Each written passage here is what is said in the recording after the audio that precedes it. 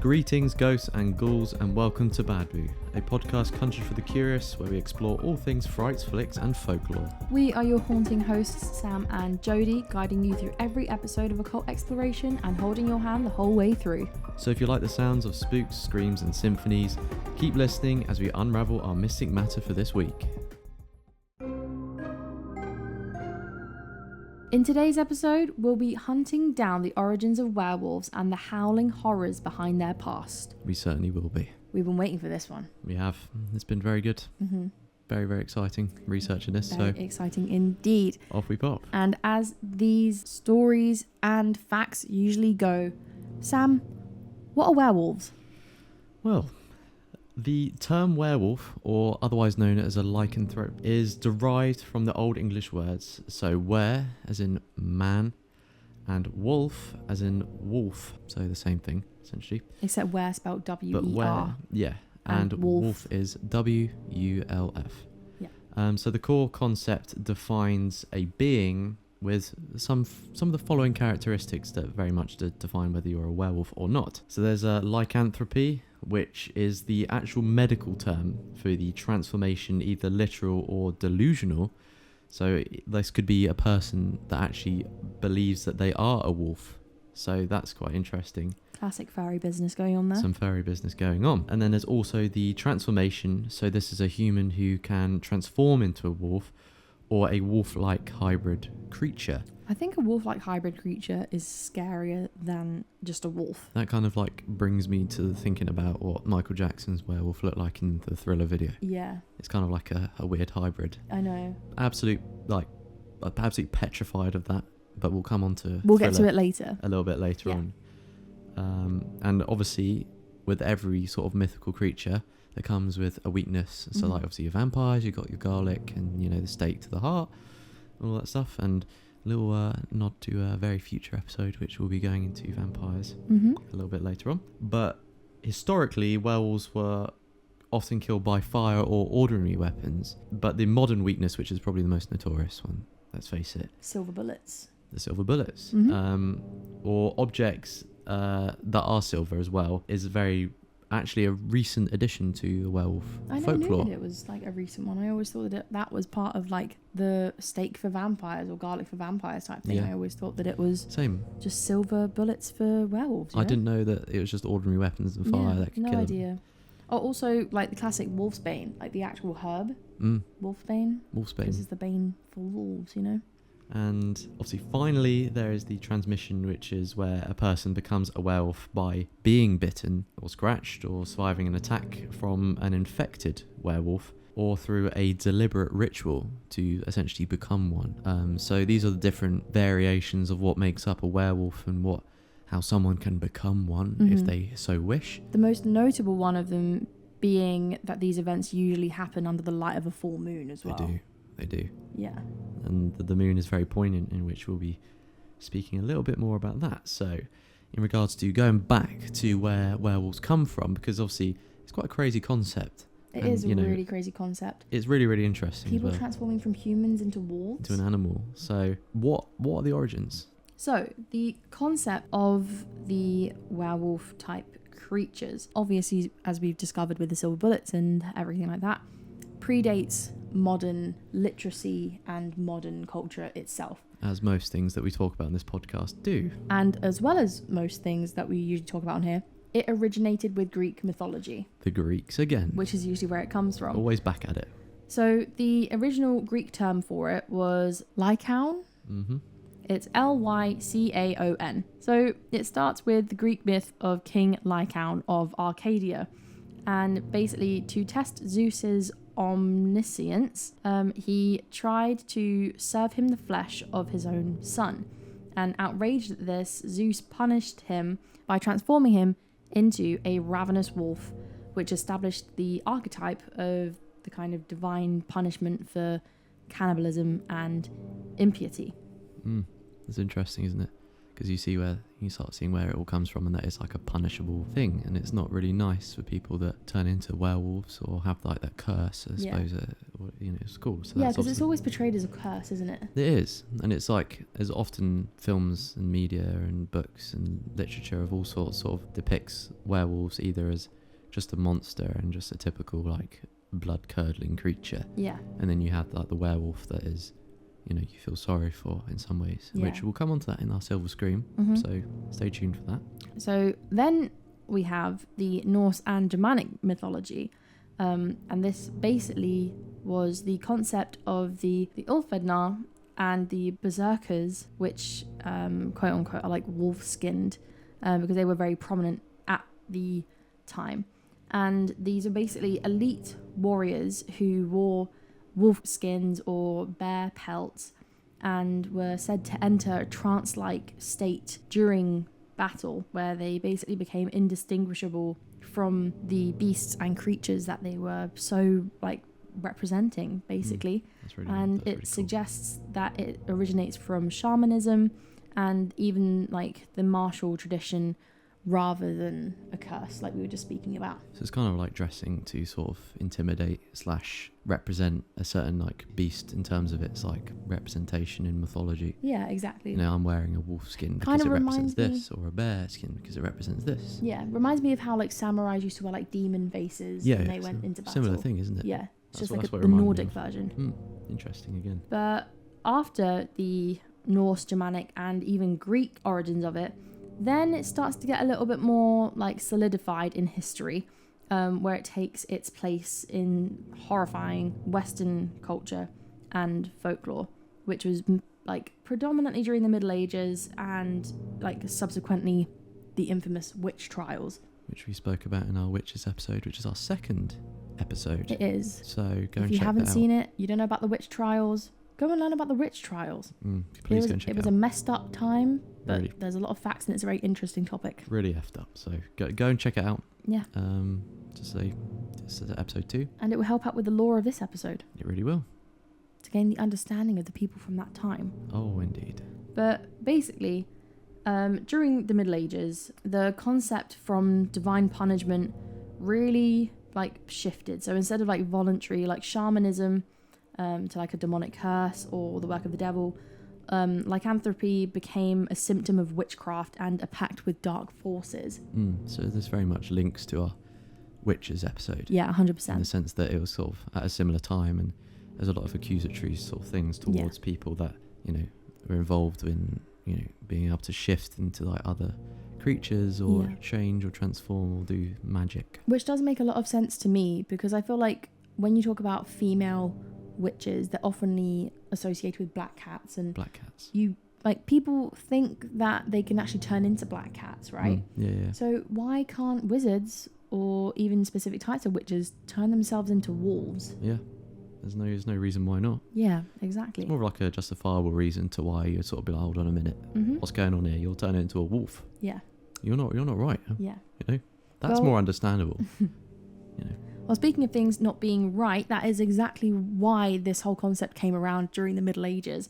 And it's actually because where the concept had shifted so much, it was predominantly because Europe was being ravaged by real wolf attacks at the time. So where wolves posed like a real genuine threat to society and life, and predominantly wild stock like sheep and pigs and animals that were just in these people's farms, it meant that it was just believed that anybody that was cunning was related to being this man-eating animal, and they were actually a cursed human. Yeah, that's it's kind of like the more male-oriented, like accusatory thing. Yeah. Like the witches was more like females. Yeah. Obviously, not all of them. The males are obviously, it's kind of like that's kind of like their version, if that makes sense. Like the more cunning it's like all man, like sort of the strength and the brutality that comes with it. You're more likely to at the time be accused of being a werewolf, especially if, you know, livestock or sheep, your farm were like wiped out, and there's some cunning person on the street and some intelligent bloke, you know, you're a werewolf. Well, speaking of, it actually led to accusations of that during the 16th and 17th centuries, which were when the like predominant part of the witch trials were. Interesting. And so similar to the witch hunts and everything that happened, obviously there was multiple trials and they were like focused on witches, but there was also a few in there that focused on werewolves, like you said. So it 100% wasn't just witches, it was werewolves too. And the most famous case of somebody that was accused of being a werewolf was a case from Peter Stumpp, known as the Werewolf of Bedburg in 1589. That's a long time ago. Yeah, and basically when he was under torture, he confessed to using a magic belt to transform himself into a wolf and murdered multiple victims. And like it's most commonly kind of assumed that the confessions that he did have were just often like extracted under the distress that came from like being tortured, and also it just ended up like helping spread the standardized legend of werewolves everywhere because he had confessed to it. And it's interesting about Peter Stumpp because he is going to be our little feature for a little section later on in our Ghostly Gossip. Not the actual Peter Stumpp No, himself, he's not going because to be on the podcast. unfortunately it's been a while since he's been around, you know. I don't think that would be very humane. No. And also it'd be a bit dangerous to have him here, Yeah. perhaps, depending on your perspective. But stay tuned for later in the episode where we'll be going a little bit further detail into Peter Stumpp's history as a werewolf. Mm-hmm. So that leads us on to some more like psychological and modern folklore, I suppose, in regards to the lichens, i.e. the werewolves. So It's such a cool word for it as Lichen. well. The lichen. it's like a Lycanthrope. it's got a ring to it, isn't it? It does, yeah. It's like a real like Like, grand. oh, you're a lycanthrope. It's like, ooh, It's okay. like you're a Hufflepuff. You're I well, mean, is you're that a is that the lycanthrope. coolest like house in Harry Potter? No, definitely not. Depends. Doesn't If it? you are a Hufflepuff, you're cool and all, but like you belong here. it's not the coolest one. It's not the coolest one, but you've got a place. But also everybody's just gonna say that the one that they're in is the coolest one. Exactly. Like I'm a Slytherin, so Yeah. I don't know what I am. you're probably a Gryffindor. But I am a bit of a Gryffindor. Or a Ravenclaw, maybe. Or maybe I'm a Ravenclaw. We haven't thought about this one. Oh, I don't know. I'll have to do one of the... I always just assumed that I was a Slytherin, but I don't think I'm as evil. I'm like a Draco, you know? Well, Where, like, you're a Slytherin, but you're not actually that bad of a person. he's a bit nasty at the start, though, isn't he? Yeah, but he ends up being a good person in the end, doesn't he? I mean, He grows up a bit. I suppose so. Maybe I'm a Ravenclaw then. I think you're more that. Wow, I'm questioning everything. But going back to the werewolves, we will come Yes. back to Harry Potter. The though, at some lycanthropes. point. Anyway, there's the clinical lycanthropy, as like the first sort of essence of modern science, which offers sort of several theories for why the belief in werewolves persisted and thrived after, like, say, Peter Stumpp and other cases of werewolves. So, like I was saying, the clinical lycanthropy is like a very rare, documented psychological disorder where a patient believes that they're transforming into an animal. So this is what we said earlier a little bit. So not exclusively a wolf, but often it was a wolf, or they are already one. And this may have fueled some of the like more historical quote unquote confessions, I suppose, that we've heard about or may talk about soon. I wonder if, like, where it says that they are already one, were Mm. these people going around and talking to wolves? Yeah, I know. And, like, getting them to, like... Were they getting answers out of these wolves like they were real people? God knows. That's what what these it, like, people do. insinuates to me. Yeah. Well, who knows? We also have the rare genetic blood disorder of porphyria, which is, like, can lead to really severe symptoms, including, like, the massive extreme sensitivity to sunlight, which obviously causes, like, disfiguring skin lesions and psychosis, receding gums, exposing the teeth more, and it ends up making people look strangely feral once they have unfortunately got it. It might not be a direct source of anything, but it definitely contributed to, like, the quote-unquote, like, cursed appearance that people did have. So that's interesting. So people like porphyria would have been accused Yeah. of being like a werewolf when it's like just a very rare That's actually blood really sad. genetic condition. Yeah. Which, like, you can understand when science wasn't like a thing is necessarily in the sense of saying that that's that disease back in the 1500s. And obviously before as well, because werewolves have been around before. that you can understand to why, because people wouldn't have an answer to why people may look like that or start looking like that over time. Yeah.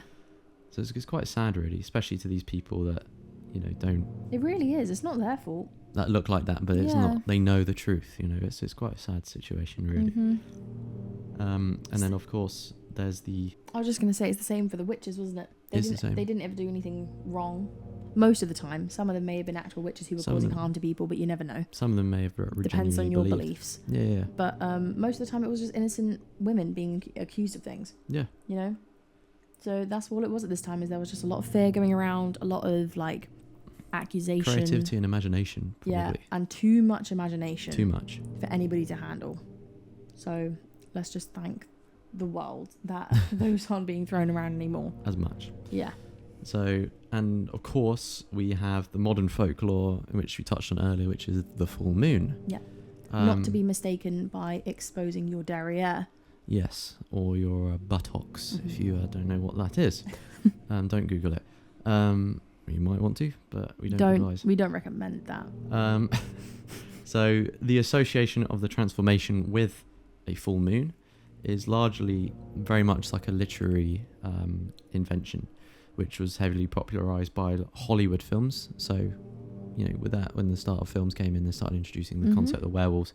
It was the full moon that was, that was the thing, part of the folklore that was introduced through cinema, which was during the mid 20th century. And before this, the transformation was far more like random or often, encouraged by rituals instead. Yeah. Which is something I, again, didn't know before researching this episode, that I always thought that like the full moon was definitely something to do with werewolves even before. I thought that too. I thought it would have more of like Paleolithic origin. Yeah. I thought that's when it would have like derived from, and a lot of people would have made up things around it to be like, oh yeah.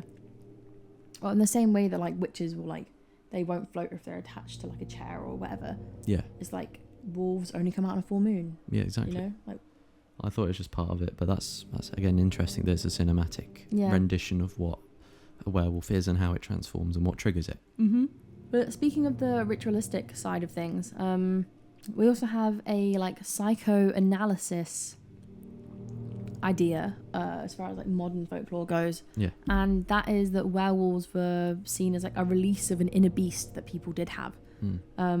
And in Freudian and Jungian psychology, the werewolf can actually be seen as the ultimate manifestation of the id, or the unconscious primal instinctual part of the psyche, and the transformation that occurs is basically just associated with the loss of a civilized human control, which represents like the ego or like the superego, and the descent into raw animalistic urges and aggression, or just rage, or like uncontrolled appetite, pretty much. Yeah, that's really interesting. It's like so many, like, to me it seems like there's so many medical things. Yeah, it seems like to have been like really genuinely studied. Yeah, that's what I mean. It's like there's a lot of mix-ups between like medical conditions and being a werewolf. Yeah, it's really peculiar because obviously, so when we were researching for this episode, we actually found out that a lot of the information surrounding werewolves has been destroyed, right? Yeah, and it's just fairly non-existent. Yeah. In the fact that so many, like all the wolves, because people believe that wolves in like England, believe it or not, wolves were in the UK, and around Europe were werewolves, and that's why there are none left, and that's why there's like barely any folklore on it, because as soon as that idea was spread around, bam, people just killed all of them. Kill them all. So it's an under sort of historically sort of represented piece of folklore, if that makes sense. 100%. So if you're comparing it to like vampires and witches and stuff. Yeah, and not only did it make it like very difficult to research for this episode, so like thanks to everybody that killed all the werewolves, like you could have done with a bit of a cameo on here, you've like made it so Bad Boo's had to like really struggle to get some stuff here. Yeah, but anyway, we found some goodies for you. We have found some goodies. It's going to be a great episode. As we always do, because we love you, because you're like our little spooky babies. You are our boo babies. Our boo babies. Yeah. That's an interesting way to put it. But there we go. You are our boo babies, according to Jodie. So there we go. But as much as there is like very little information as to the actual like pinpointed origins and developments in these things, because obviously the ones we're talking about are just kind of like widely circulated because of where they got rid of everything. So it's like, how is there so much like scientific knowledge and assumption behind it, but there's not really much else to say about it?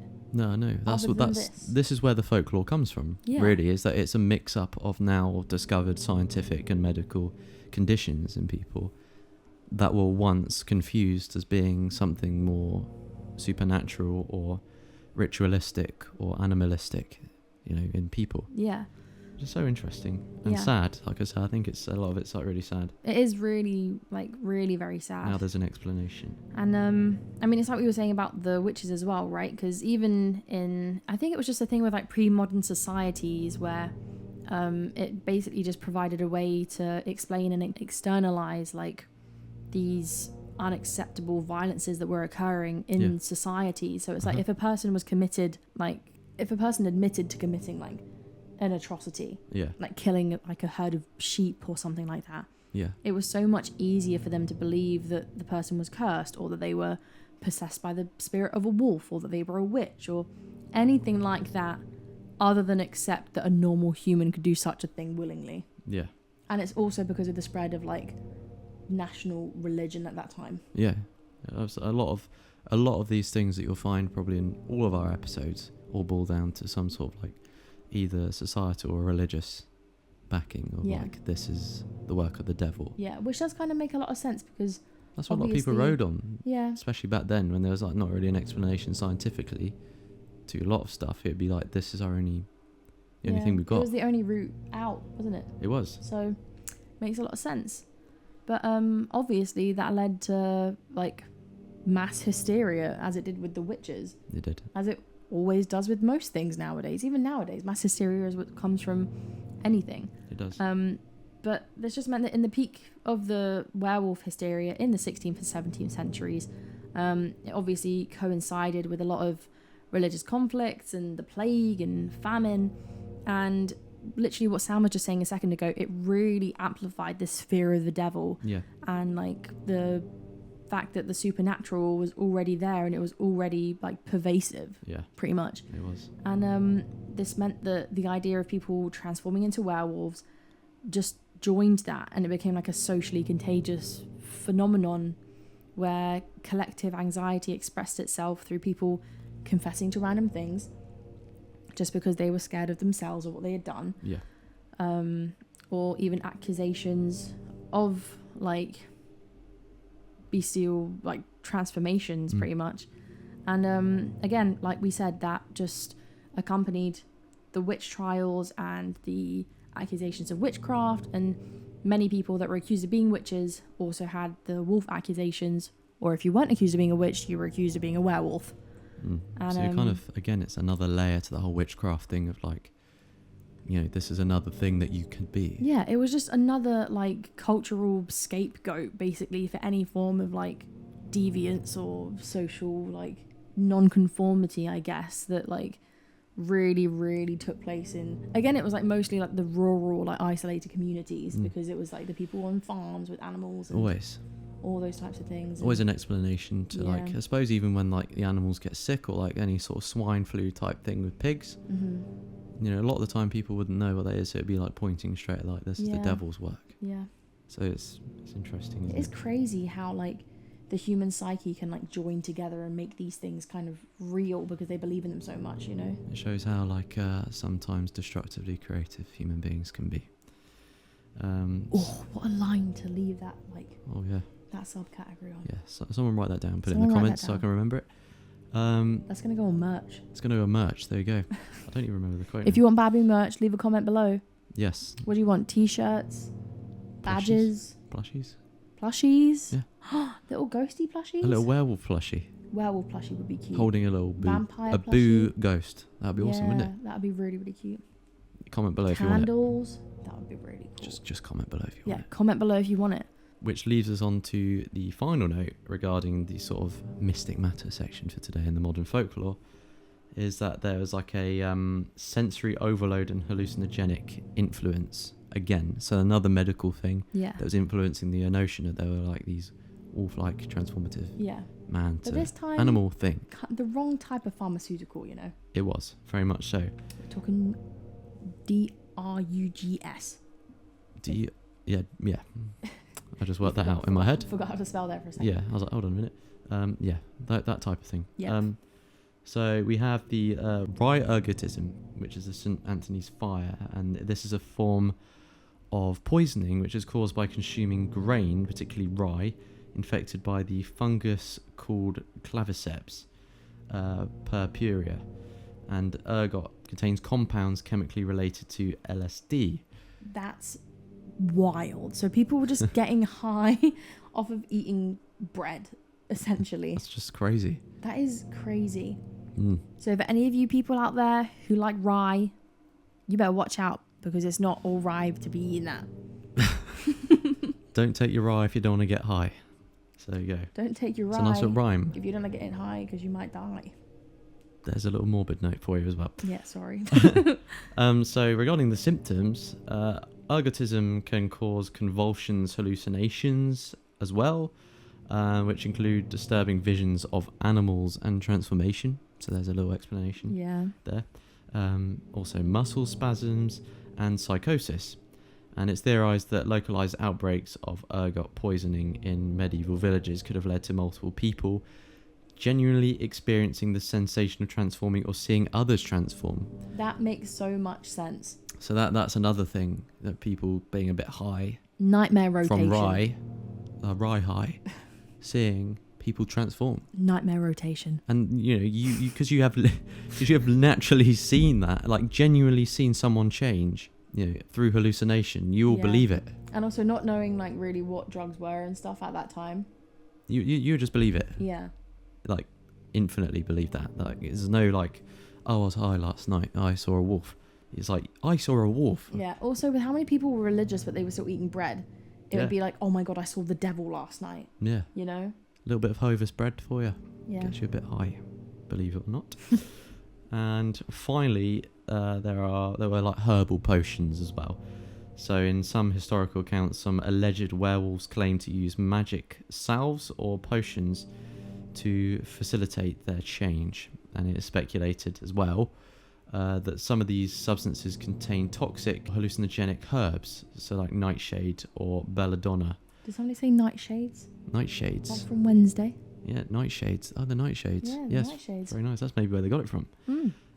That cause vivid hallucinations of transformation, so like we said earlier, which convince the user and possibly others that the change was in fact very real. So there we go. That's a little bit of, again, it all boils down to chemical imbalances Yeah. in people's brains and illness and medical reasons. Which all are all bundled things together. that are very much popular nowadays still. They are. So people could still be werewolves. You never know. Watch out. Yes, and what we said, don't do the drugs. Yeah. Please don't, because you don't want an American Werewolf in London situation going on. Yeah. Even though there isn't any of that in that. Just saying, don't want to see any of that walking around Piccadilly Circus. If you're in London, please don't. Or just if you're anywhere. Don't really fancy seeing a werewolf. They're Exactly. quite scary. Quite And intimidating. no, And also I wouldn't want that for you, you know. Like, if you're going to imagine that you're a werewolf, then you're not going to have a fun time. you're not. So You're not at all. better, like, go and check on your nan, you know. Checking in. Check she hasn't been eaten by a werewolf, like we spoke about in our second to last episode, Fairy Tales. Fairy tales. Interesting Because one. you know what happened to Little Red Riding Hood and her wolf? You do. Her nan got eaten. From a wandering around. So make wolf. sure that your nan is okay while we're talking about wolves. And talking about things that wander around Ooh. in the dark, mysteriously, And that could possibly eat your nan. that leads us on to the Isle of Fright. For the Isle of Fright, we have the big cat phenomenon, which basically is a really odd story that Sam's mum kind of gave us a little nudge to, Yeah, because as she has heard of it. And there's so many eradicated wolf stories that because they've just been completely removed, exactly, that's what I was going to say. there was is nothing to find. So we because just the thought, wolves were wiped out. big dog, big cat, like Yeah, same vein, you know? there is literally so little amount of cases, such little amount of cases, like all across like England and Europe in terms of werewolf folklore is very, very minute. Yeah. So if you're talking about our little ghostly island, the Isle of Wight, it takes it even down to a more like minuscule chance. And there really isn't anything There about were no werewolves. wolves getting the red jet, you know, so... There's no wolves getting the red jet or the car ferry because, one, it's too expensive. Yes, if you're listening, the Isle of Wight Council, reduce it. It's ridiculous. Yeah. There you go. It's a little bit of a rage. And secondly, wolves obviously probably would have roamed the Isle of Wight, but again, 100%. they'd have been wiped out. So the closest thing we could find... Especially with the farmers over here. People have guns, so like Yes. it wouldn't have taken very long It wouldn't have taken long. Yeah. So we wanted to find a little bit of something that, talked about a beast. Yeah. An animal of some kind that could have been speculated to have been some transformative creature, but this big cat phenomenon, which my mum said, oh, why don't you talk about that? Because I said I was struggling, and we were both chatting to her, and she said about this big cat phenomenon. And she had heard of it, so thank you, Joanne. Thank you, Mum. And so basically it goes as follows. The area that is around Agiston is crucial because it provides basically the ideal habitat to travel corridors for a large secretive predator. Agiston basically sits near the eastern edge of the central chalk ridge of the Isle of Wight.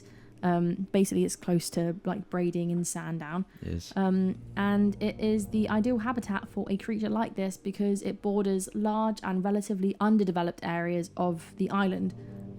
This includes like the Brading Marshes, which is just an area of wetland and fields that provide like abundant prey because there's birds and mammals and really dense cover because like bushes and things like that. And also woodland patches because there's a mixture of like deep like copse, woodlands and farmland, which offer both like really great hunting grounds and crucial shelter for any creature that's going to be like moping around there, you know? So any strange big cat, and as you know in the UK, any large cat, unless you fed your little ginger moggy a little bit too much, shouldn't be walking around. Yeah, especially not on a marsh in the middle of the night. And on the Isle of Wight. Yeah, that rhymed. I did. We are poets and we didn't even know it. So in regards to the nature of the sightings that were, these type of cats weren't just Isle of Wight based as well, we want to say. It is very much something that happened around Europe and around the UK, but there have been, many tales of the Isle of Wight that my mum rightfully said that she was told when she was younger, and it absolutely petrified her about these cats walking around Agiston.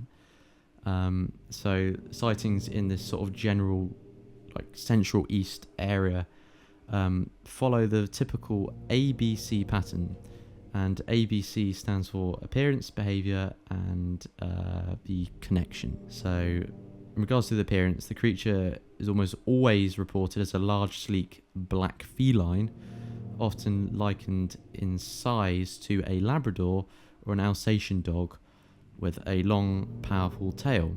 And this description like very much aligns with like a black leopard or a black panther, which is like, a melanistic leopard. Wakanda forever. Wakanda forever.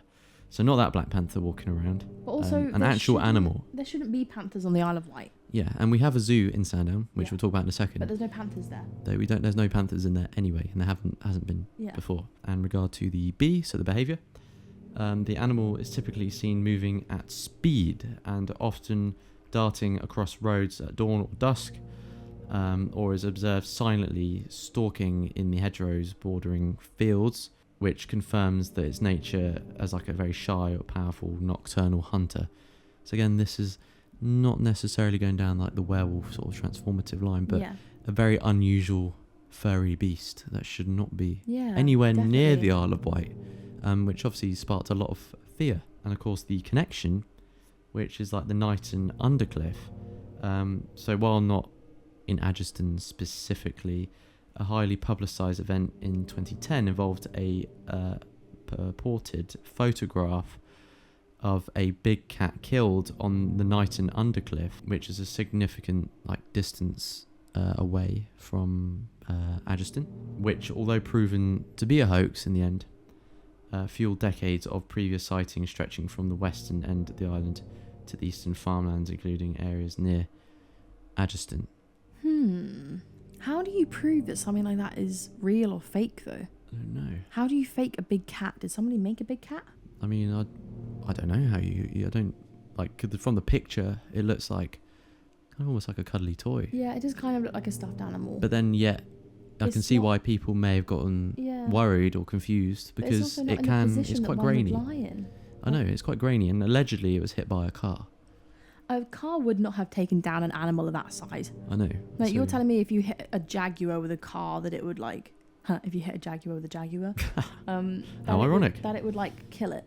Yeah, I You'd mean, have it depends to- what you'd kind of have car to- it is, you'd, but you'd have to be going like some fast. type of speed, you know. But so also, what does the car look like? Did the car get like disgruntled? Is it all messed up now? I don't know. Who But knows? this photographer took a picture essentially. And obviously, we'll leave a link in the description to the article that shows the picture and talks a little bit about the black cat. We'll also probably leave another link to just talk about the regular sort of the whole like, overarching sort of black cat case. So yeah, it's interesting nonetheless, and it sort of sparked much belief in this idea of a black cat, even from before, from a very historical context. So basically, from a historical point of view, from a historical context perspective, although this event of the actual picture and the killing of said cat with a car, the allegations and sightings of it spiked in the 1980s across the island, which included areas that were really central, like Newport and God's Hill. And this basically like meant that the earlier established like pattern and the belief of the unconventional animal was like that was loose on the island was just like there decades before the media even gave like the tiniest little gaze to it, you know. Yeah, that's really interesting. Yeah. Because it's like, again, it's not just like one little hoax image that sparked this idea. It comes from a backlog of, you know, tales and fear from about this idea of like a big, large black cat that walks around. I mean, that would really genuinely terrify me. I think even in the 1980s, and now, this idea of like a giant cat that Just roams walking around. around, I yeah. wouldn't want to go out and about. The idea of being like mauled to death by I would a giant furry beast. never walk a dog ever. No, Christ. If that was gonna Usually be dogs just scare out off on the the cats, island. but I don't think they'd be that way round. Yeah, not this time. And basically the kind of like area that everybody started to question was understandably Sandown Zoo, because that's the only like area that's really got a zoo. And it's near Adgeston anyway, isn't Yeah. it? Or it's got like a zoo that focuses on multiple types of animals, because there are like the monkey haven and the donkey sanctuary and all these other places. There's a lot of animals in the Isle of Wight, so if you come and visit the animal sanctuaries, they're really nice. But the Sandown Zoo is the one that has like the most variety of animals. There's like lions and your tigers and stuff. So it does have big cats, but no black cats or like jaguars Yeah. or leopards. And these are all like strictly held in captivity and have never escaped before. Nope. So this again, it's a strange little kind of phenomenon.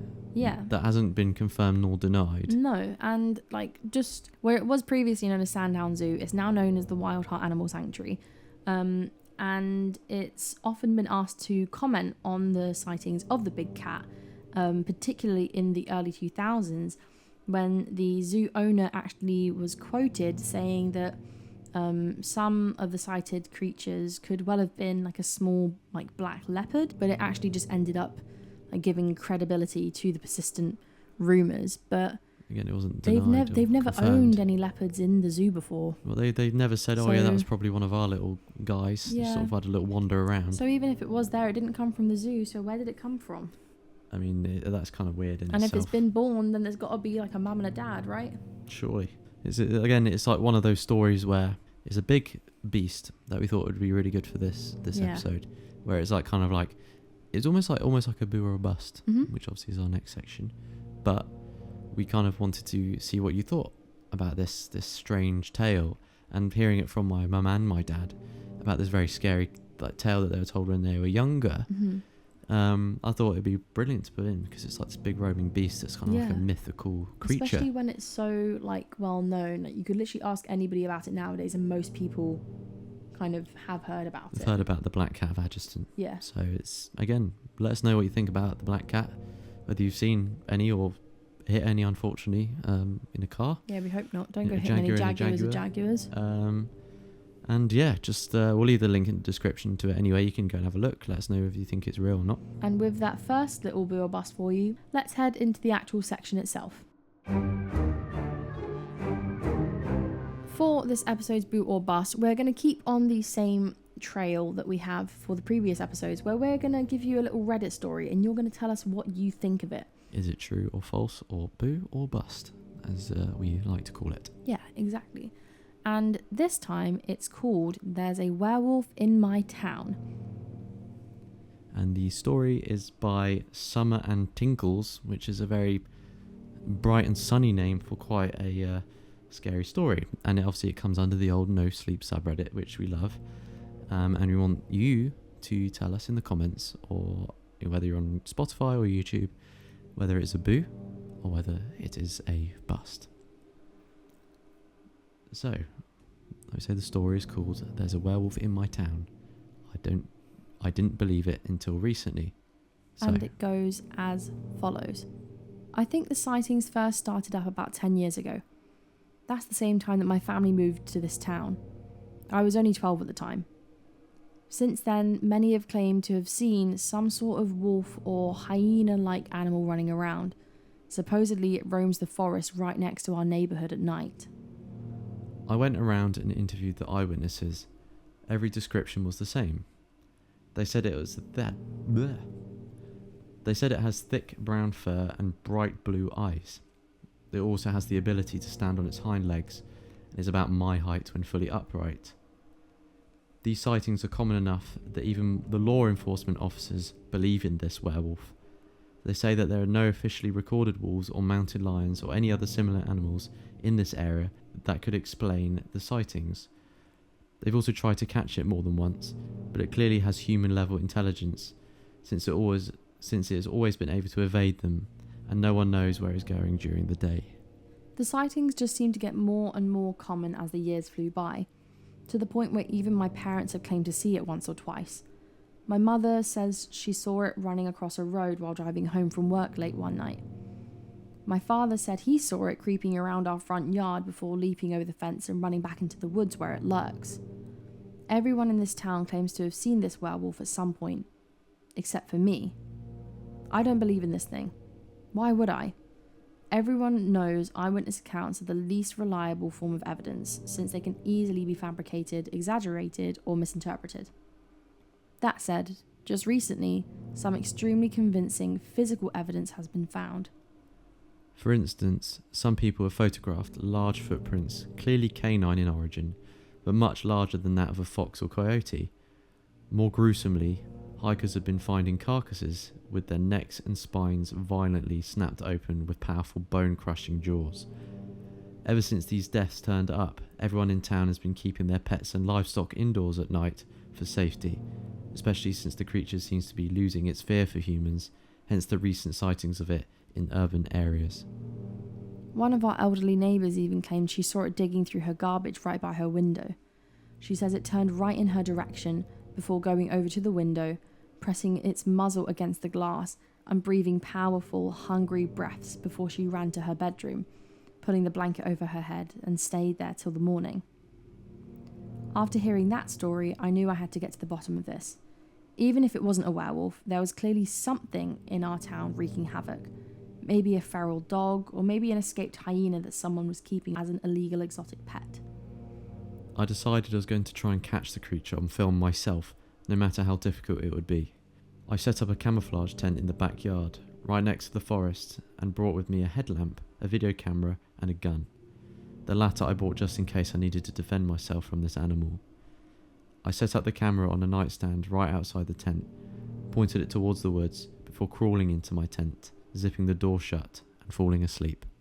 The next morning, I felt a breeze coming from the tent. I sat up and nearly had a heart attack when I saw there was a gigantic hole torn in the tent door. I peeked out of the hole and noticed the chewed up carcass of a turkey lying in front of the tent, along with large paw prints surrounding it. He was here, I thought.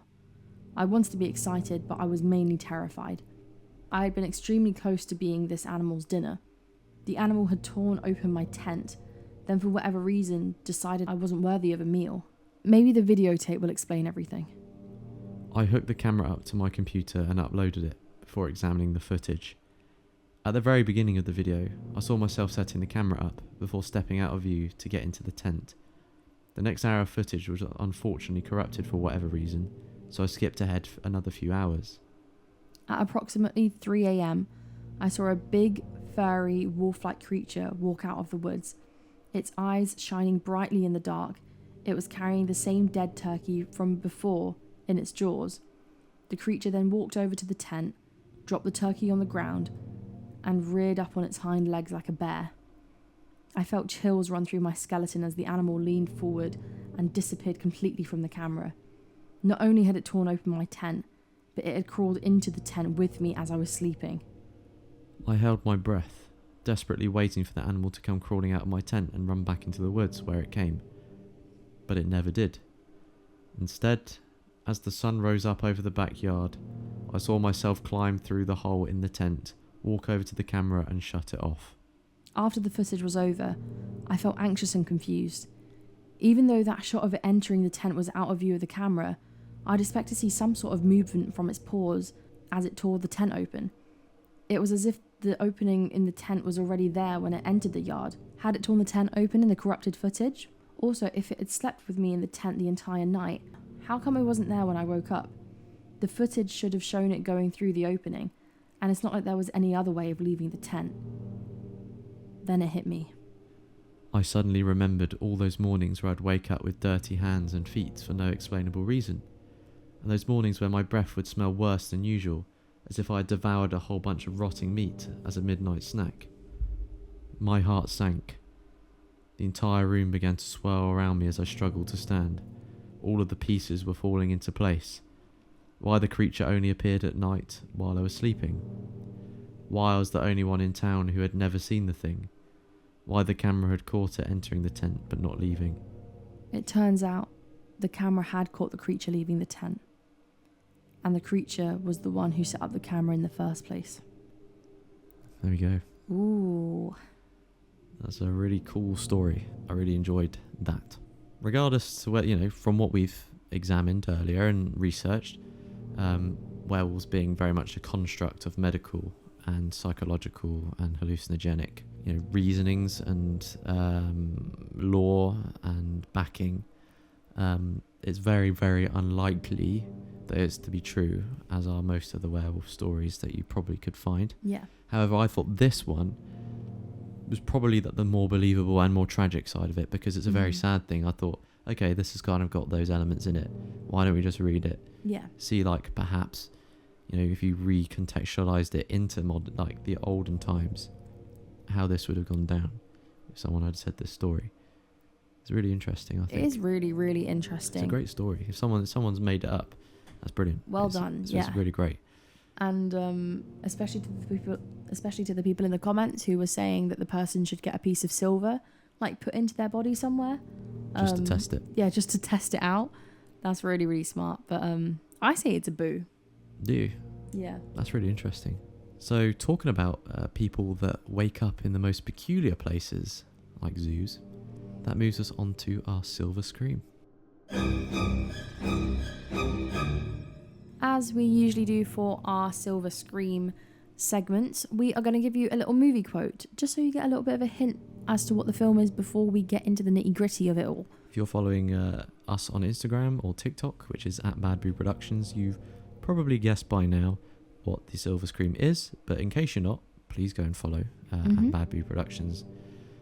Follow us and support us on TikTok and Instagram and Facebook, where we'll be posting some behind the scenes stuff and little teasers and some interesting stuff where you can get involved with our episodes in the future, which will be amazing. But for now, we will leave you with a little movie quote to see if you can guess what the Silver Scream is for this week. And the movie quote goes as follows. Believe what? That tomorrow night beneath the full moon I'll sprout hair and fangs and eat people? It's bullshit. It's a little comedic bit in there and a little bit of interesting irony. And if you didn't guess the clips from the Instagram reel that we posted, then you've been living under a rock, because this is one of the best films, full stop, arguably, in my opinion, ever made, especially prosthetics wise. It is. It's iconic. It is the infamous An American Werewolf in London. from 1981. I absolutely love this film, and I know if my dad is watching this and listening to this right now, he will say it's his favourite horror film ever. Big shout out to Sam's parents for this episode. If it wasn't for Joe, then we wouldn't have the Big Cat story.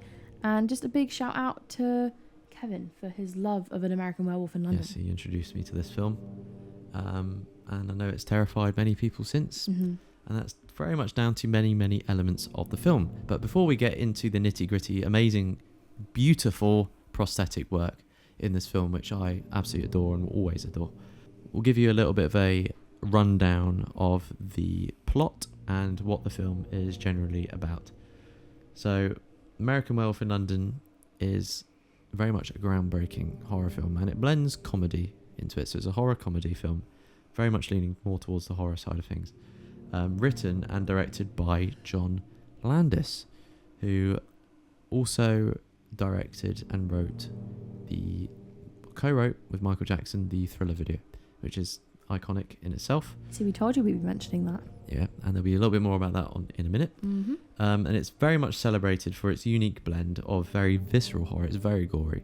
Very gory, indeed. And revolutionary practical effects and jet black humour, and it very much establishes itself as a modern classic of the werewolf subgenre, and very much a classic within horror itself. It's one of like the staple, pieces of cinema. It's a cracking film.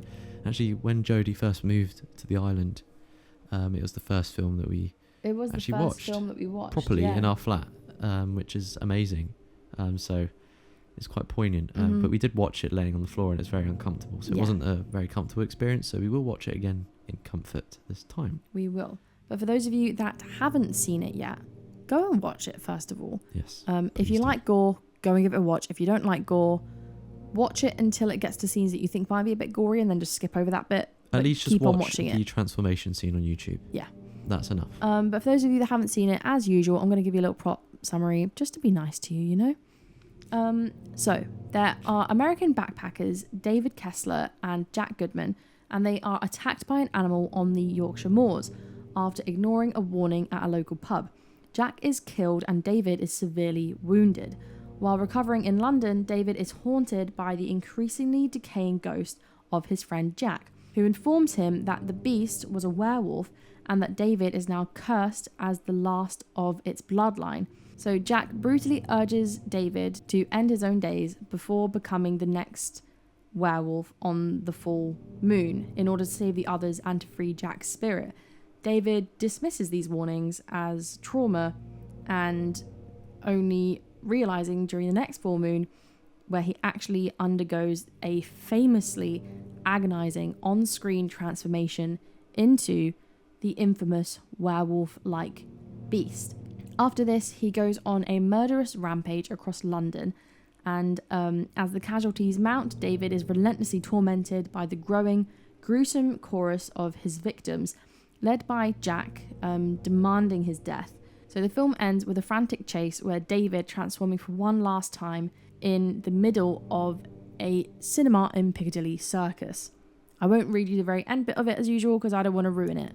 But please go and watch it. That's how it goes. That's how it goes. And it's a very sad story, really. It is a very sad story. It has got a lot of kind of dark or adult humour in it. So unless you're over the age of 18, don't watch it. I believe. If you're under the age of 18, maybe watch it with an adult if you're going to, but we wouldn't recommend it. Yeah, just it's very gory, and there's there's a lot of adult humour, a lot of adult scenes, and there's a lot of pornography, as I'll put it, in this, so you don't get butchered by the YouTube police. The only person getting butchered is David. Yes, David, and especially his friend Jack. Mm-hmm. So yeah, and obviously along with it comes a lot of legacy and influence.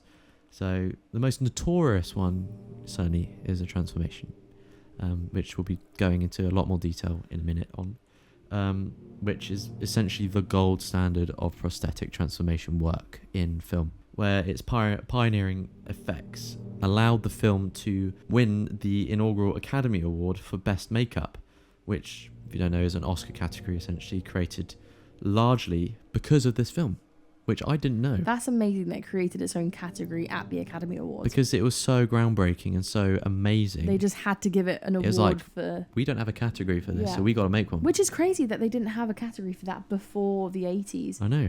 Because there were like some films that had like proper good makeup in them. I think Like this one like Yeah. blew it. Well, even though. like what we were saying about like Nosferatu, obviously the game for like film awards was very different in the 1920s. Yeah, But for sure. It's new, it was the new makeup media. in that was decent for its time. It was. But this was obviously absolutely globally game changing. It was. It was like the gold standard, and it is still.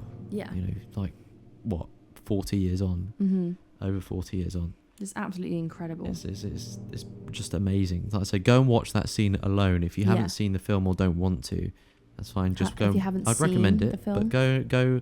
go and look at this. Go and look at scene. this very scene. It's amazing. And I think even like the Oscars recently, they've added like best stunt double or something. There's like a new Have they? category. I think because that's Oh. being like highlighted now, which is a great thing. That is good, actually. Because they're always like under Also, stunt represented, doubles, but yeah, they're really, really like vital parts of. and there's no spotlight. I mean, they're the ones that make all the industry. action magic happen. So this is another example of an amazing feat for the amazing practical visual effects in film.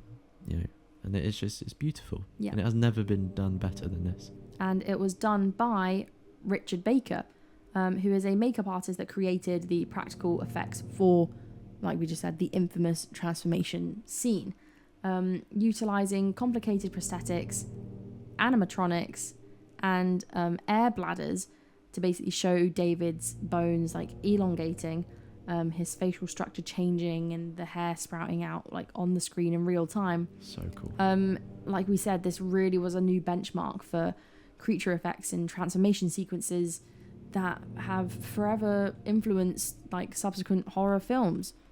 And it was the same artist who actually worked on the Michael Jackson Thriller music video. Yeah, because Michael Jackson was so like blown away by American Werewolf in London that when he had his Thriller and he had the ideas for his video, he had to use John Landis and his crew Yeah. to do the same thing. And it's great in that video, even, you know, in that music video, being one of the first like proper music videos that had like a story, Yeah. having something as you know, effective and as pioneering as, you know, people behind American Werewolf in London within the 80s as well. What an amazing like feat I know. to have those people on your video, and that they're the true people behind the magic of that Yeah. video too. And if you haven't seen the Michael Jackson Thriller music video, Oh my god, what are you doing? what are you doing? Go and watch it right now. It's Pause like- this it's video, the most go and watch iconic it. It's music video 6 of all minutes time. long, I think. Well, there's the shortened version, and then there's like the long version, which is like over 10 minutes. Go and but watch the longer version. It's just over 10 minutes long. Yeah. Go and watch that, and then come back to the episode, and then finish You the have to. episode. It's It's cracker. so amazingly good. You won't regret it. But obviously, it wasn't just the makeup that was amazing about that film. It's like kind of fusion between the horror and comedy genres, as we spoke about a second ago. It's considered one of the first and best successful fusions of genuine horror and dark comedy, not even of its time, but just ever. Yeah. Particularly the scene involving the decaying, witty corpse of Jack, which like is more focused towards like the middle segment of the film, I'd say. Yeah. He basically offers really cynical advice, but he does it in an absolutely horrifying yet hilarious way, proving that jump scares and laughter can coexist, as contradicting as they feel. And this paved the way for future genre mashups that even birthed films like Shaun of the Dead, for example. Which has like got a lot of gruesome horror in it, It does. Plus- It absolutely does. very funny comedy. And obviously it's like comedy of more of the time. Do you find American Werewolf in London funny? I mean, I do. And I think that's just because I've just got kind of... It's got a good wit, you know. Yeah, it really does. But also, like, every time Jack appears again and he sees him as part of, like, his curse, he's, like, slightly more decayed, and that's part of the comedy behind it, is that he's, like, every time he sees him, he's, like, falling apart, but he's Yeah. just so, like, chill in some ways. Yeah. Even though he's saying, basically, please, you know, do this to yourself, end your days, because you're keeping me in limbo. Obviously, stuck. he says it in a much less impolite way because they've been best friends for years. So, so there's like banter, but it's quite it's serious at the same time. It's a great coexisting sense of genres. But if you are quite sensitive, or if there are subjects that are to do with death that are sensitive to you, I'd suggest not watching the film. Maybe just read up a couple of reviews about it. Just please watch the Maybe transformation look scene. at screenshots, or even just look at the transformation scene. That's what I'll just keep saying. There's nothing about death in that sequence, but go and watch that sequence itself because it is absolutely incredible, and it's time well spent, in my opinion. Always.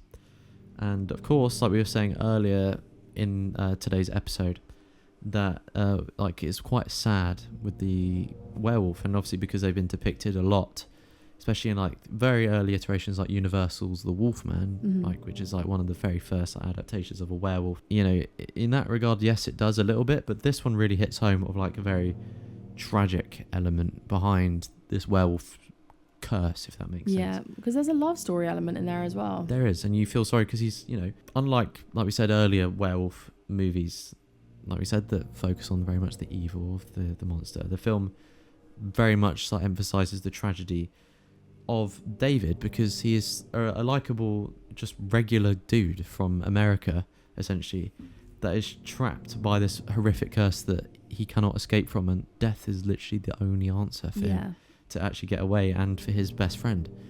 And the film spends a lot of time focusing on his mental anguish and despair, which makes the audience sympathise with the monster, which at the end, I won't spoil it, there's a lot of sympathy and you feel sad. Yeah. It's like got a sad ending. It is a very sad ending. So it's kind of like, oh, you know, they just came backpacking from America, came to come and see England. They just wanted a little lad's come holiday, see London, and it's gone downhill, and the only way to get away from it, and seeing his best mate rotting away in front of his eyes, best way to escape it is death, unfortunately.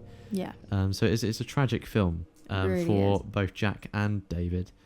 And a couple of other people in there as well. And other people that are, you know, caught in the mix. But in regards to what we were saying earlier, the big core part of American Werewolf and what makes it so famous and keep urging you to go and watch is the transformation sequence, which is just absolutely beautiful. Yeah, so just giving you a little bit more about the actual transformation sequence itself. Obviously, we mentioned that it has the Academy Award, and this essentially led the Academy to actually create the Academy Award for Best Makeup and Hairstyling category, which only happened in 1982.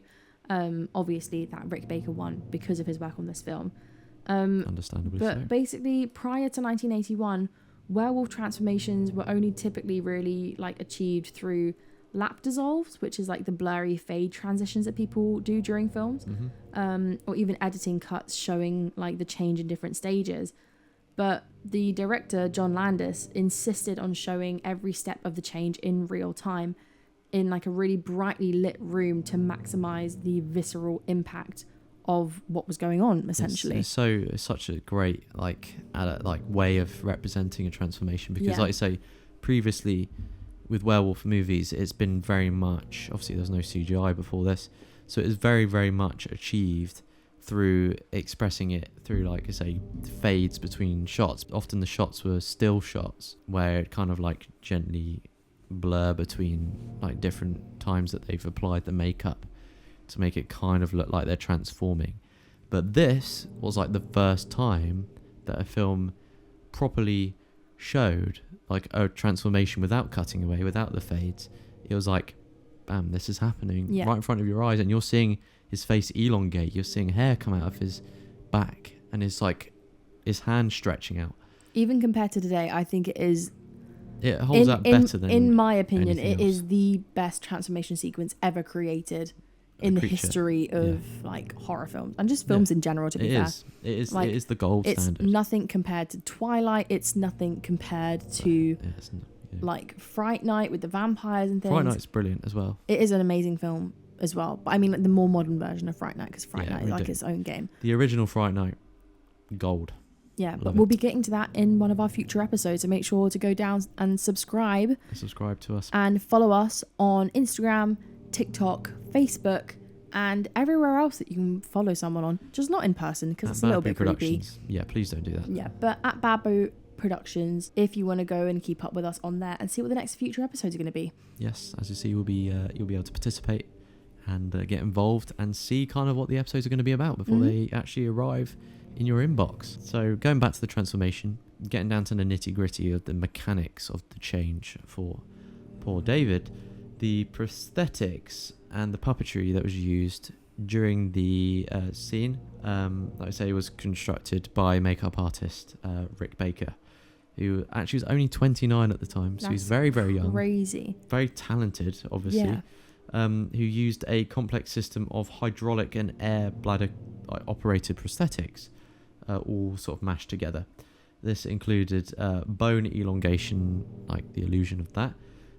So like where David's bones would stretch and his muzzle grows out, which like I love that part, especially when his face stretches out, was achieved using mechanical air pumps and plungers that were hidden beneath the floor, and connected to appliance pieces worn by the actor David Norton.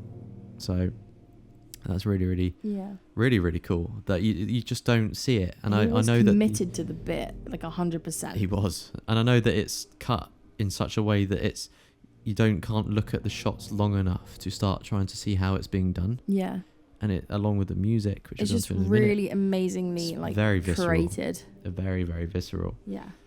And of course the hand and fingers part of the transformation, which again is super iconic, where they were custom made mechanical hands with articulated claws and extendable fingers were again fitted to the actor, where the stretching effect was achieved by attaching wires to the tips of the prosthetic fingers and pulling them through a prosthetic glove to simulate unnatural growth.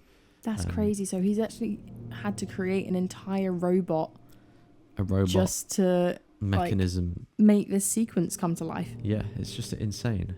And then of course there was the hair, which you got to have the fur for the werewolf. Yeah.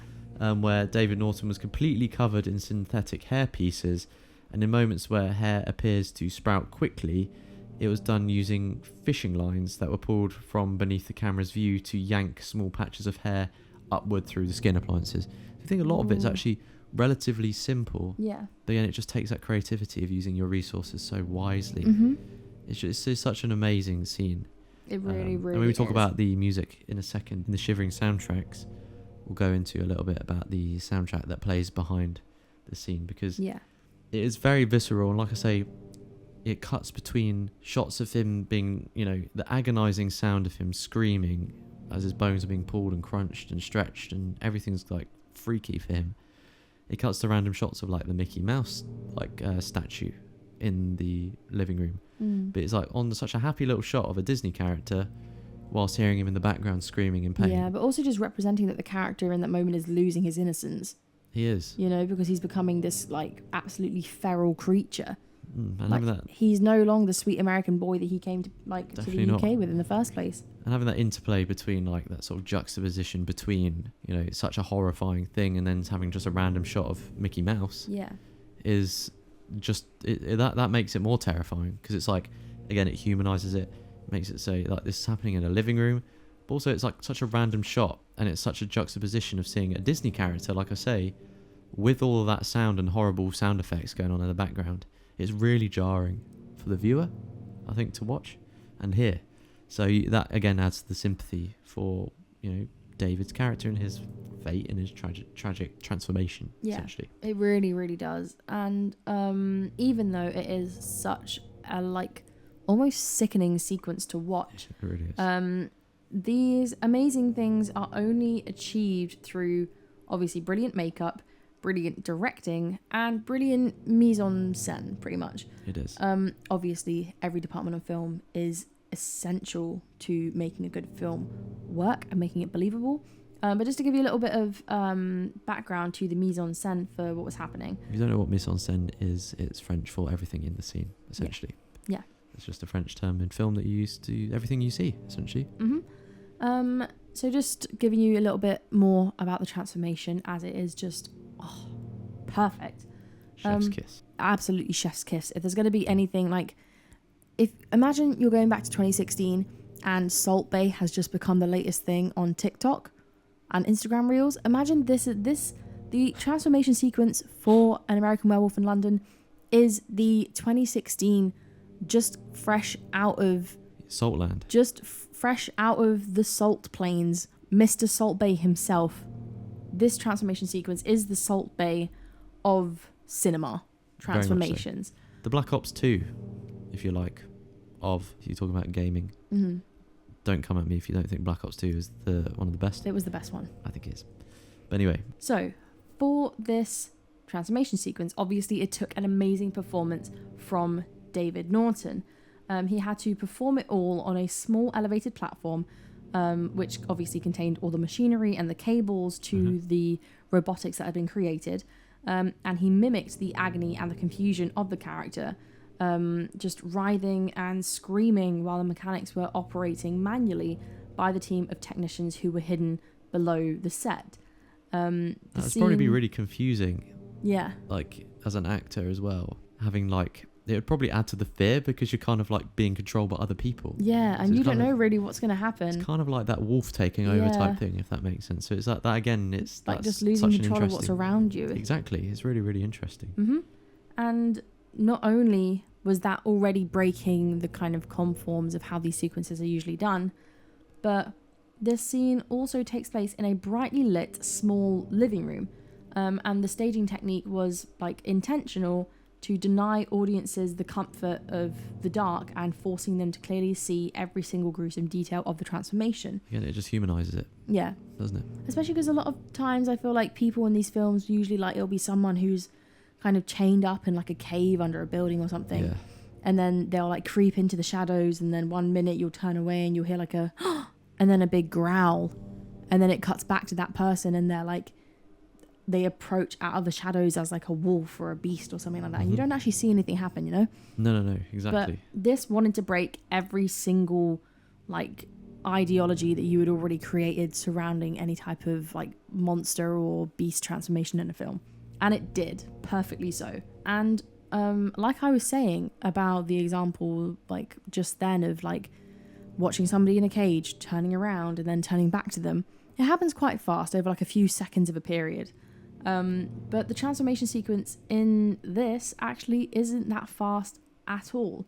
Definitely not. It's really slow and it's really painful and drawn out, and it again just emphasizes the horrific suffering of the human host as his body's being violently reconstructed by the curse. As again, it's just tragic. Mm-hmm. It's another tragic thing for David. Yeah. Also for us to see, it's very visceral. It's very it's gruesome and it's disturbing. And I think especially in 1981, never seen effects like it before. It'd be really freaky seeing someone's body change like that in front of you, because you never would have seen anything like that in cinema. Not at so again, all. it's another groundbreaking horror film where it's shit, never seen that before, mad.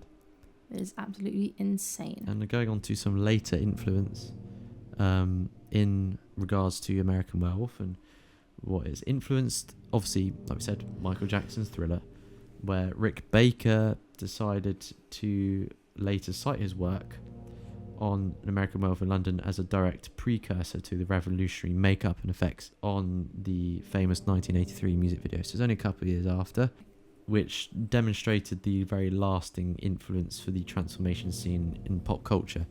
So again, even American Werewolf being a couple of years old at the time, it was kind of like Michael Jackson being the king of pop and having a music video with the same kind of transformation, the same team. It kind of keeps American Werewolf super relevant and super iconic with one of the most iconic artists in the history of music. I know, and that must have been such a privilege as well.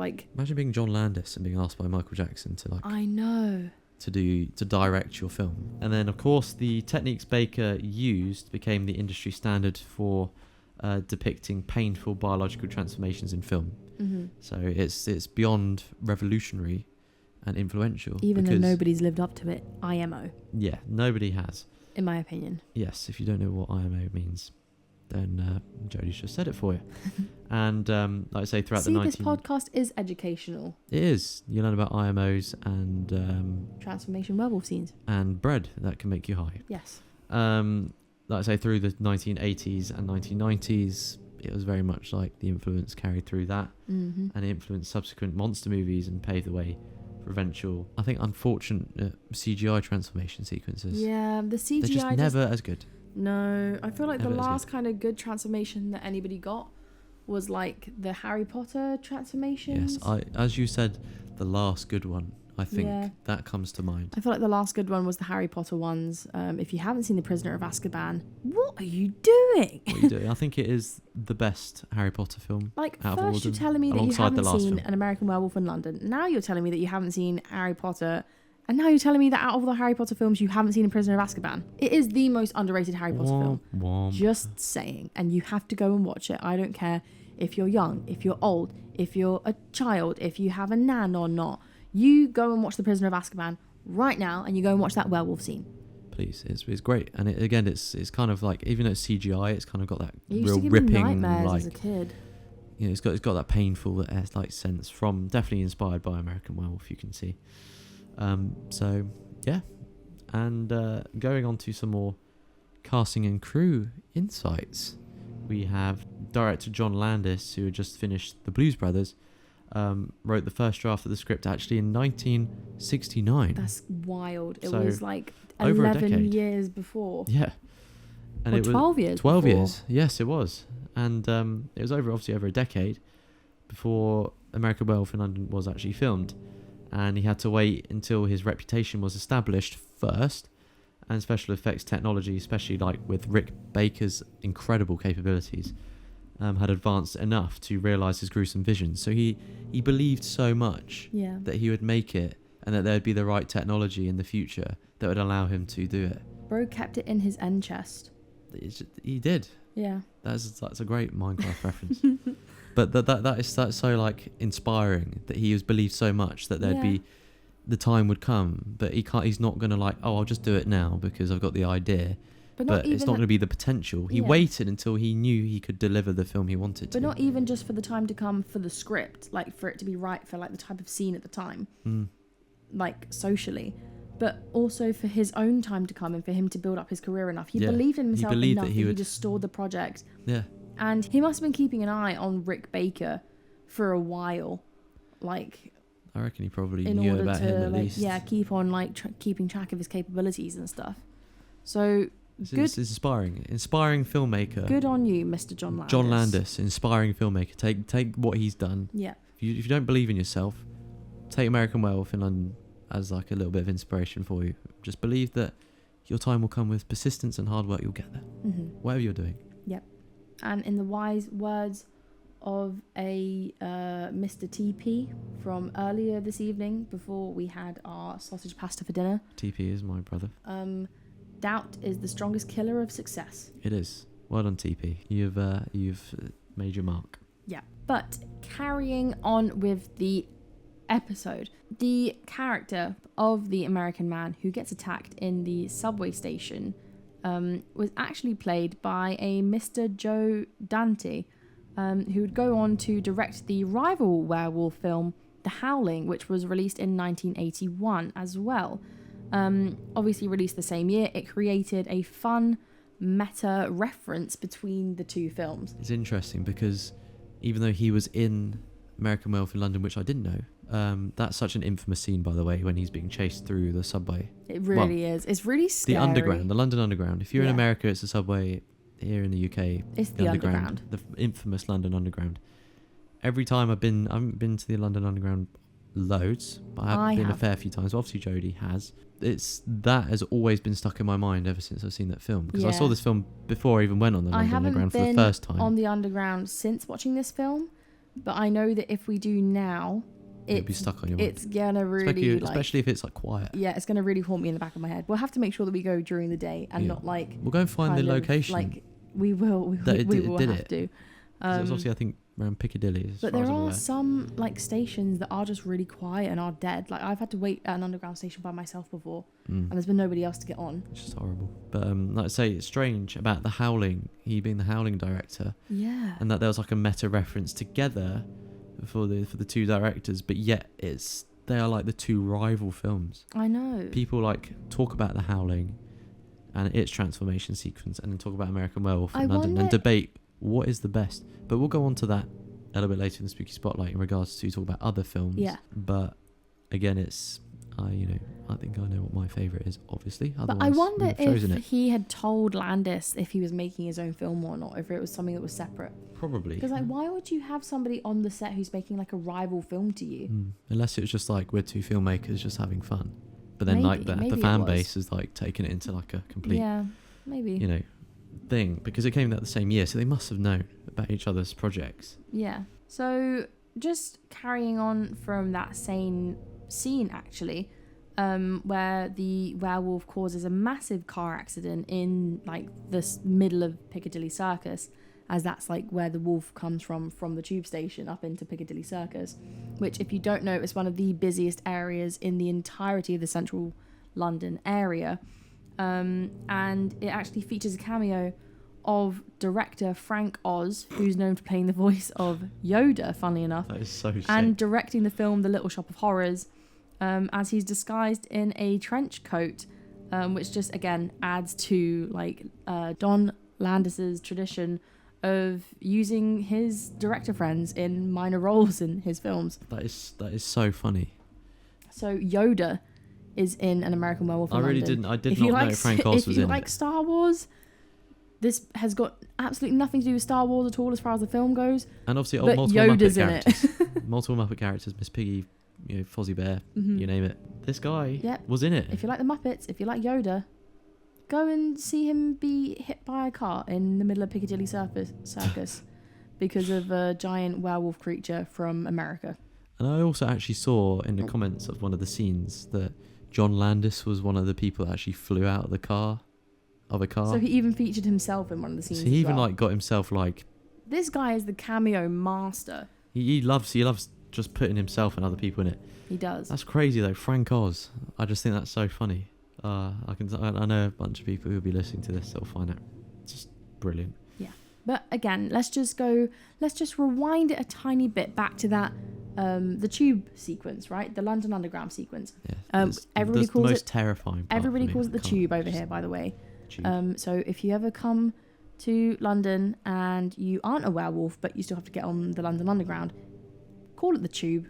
People will know kind of more easily what you're talking about. But getting into it, the really intense sequence where the werewolf hunts the man in the London Underground, or the tube, was actually shot over 4 nights.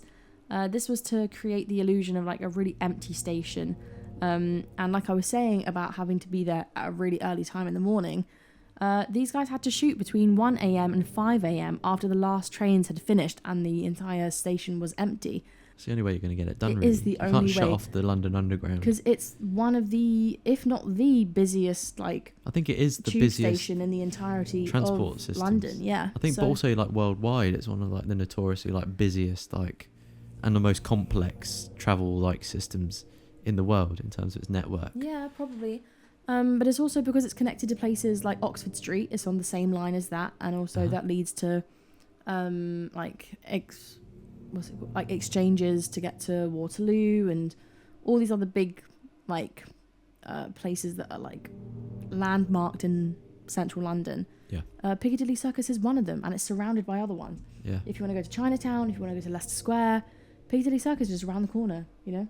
So go and see a little bit of the weather. If you're around London or live in London, or if you want us to go to the American Werewolf in London filming locations, subscribe, support us, and follow us on at Bad Boo Productions on Instagram and TikTok, and we'll go. And also the tube stations in London are haunted because of where they were used for bomb shelters during the wars.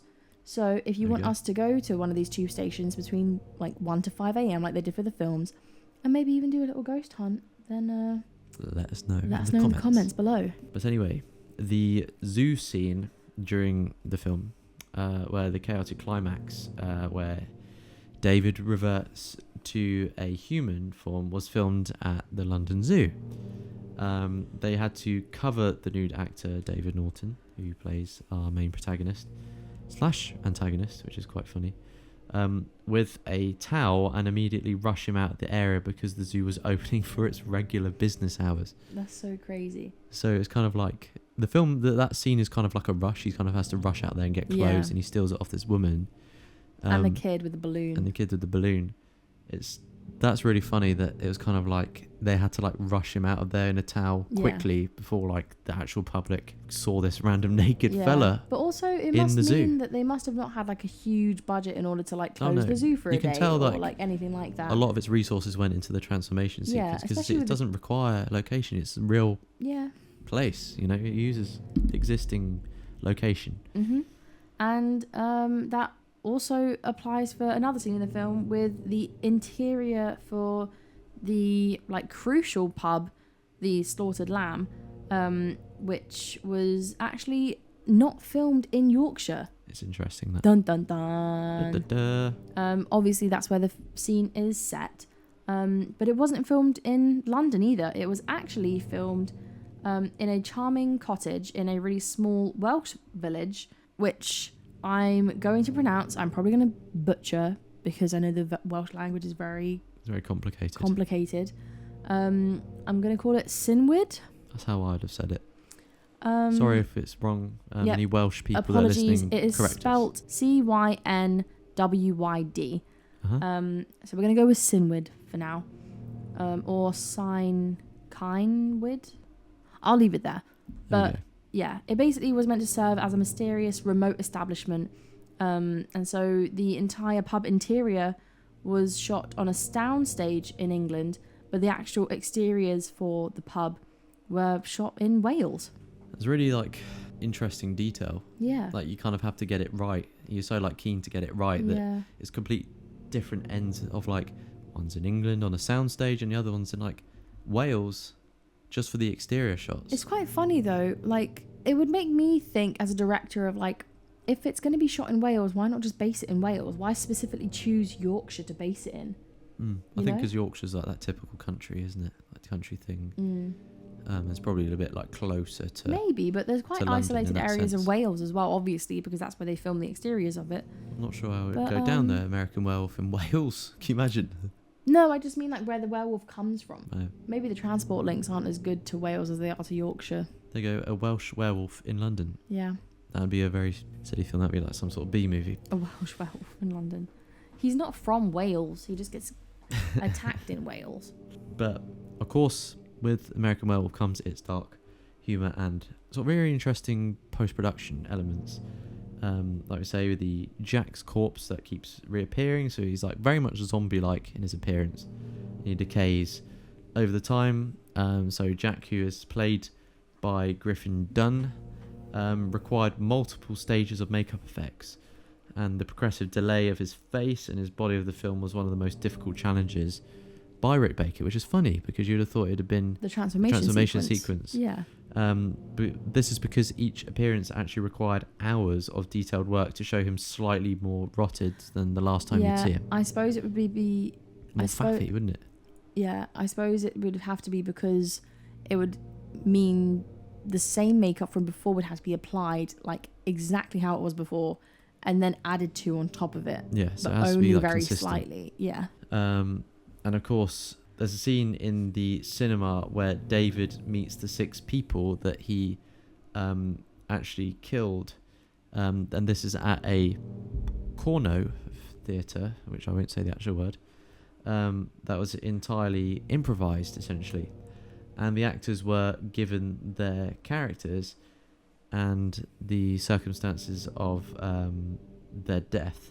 And then they were told to ad-lib their dialogue under the direction of John Landis. That is even more wild.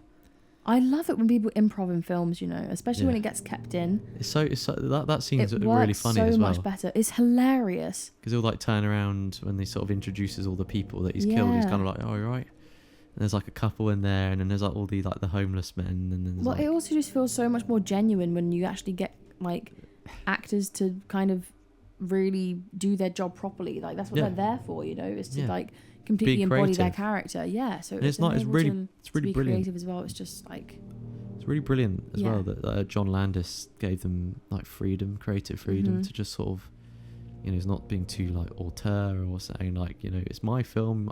Everything is like exactly how I want it, which isn't necessarily a bad thing. But he's sort of giving, because it's like it sort of situates itself in a very dark comedy thing. Yeah. Having the actors actually talk in ad-lib and improv is really interesting and quite a nice thing, really. It gives them probably a much more interesting experience while acting on the set. 100%. And just to give you one little last interesting fact about the film, the very last shot where David's transformation back from the werewolf into a human was actually shot by running the film backwards through the camera while he wore a prosthetic suit. Interesting. Again, like quite a simple technique, perhaps not so much technique, in the 1980s. But the actual practicality of it must have been really like difficult to nail. Yeah, but I mean, you wouldn't know. No, really. You have no idea it's just at all. it's done so well. I think that's one thing we definitely got to just take away from this film, is that it is done spectacularly well in terms of its practical elements, its story and its humour and its wit and its horror. It's a perfect blend, like we spoke about in our last episode with Aliens. If you haven't seen our Aliens episode, go and check it out. It's our last one. But we spoke about the film Alien, that Ridley Scott, and that's like one of the first films of its kind of blending pure horror with science fiction. Yeah. This is one of the first films that blends pure horror with comedy, and this came out 2 years after Alien did. So it's kind of in like a phase where there's like a genre blend going on in famous films. So go and check it out. Yeah. You'll love it. Or at least go and check out the transformation sequence.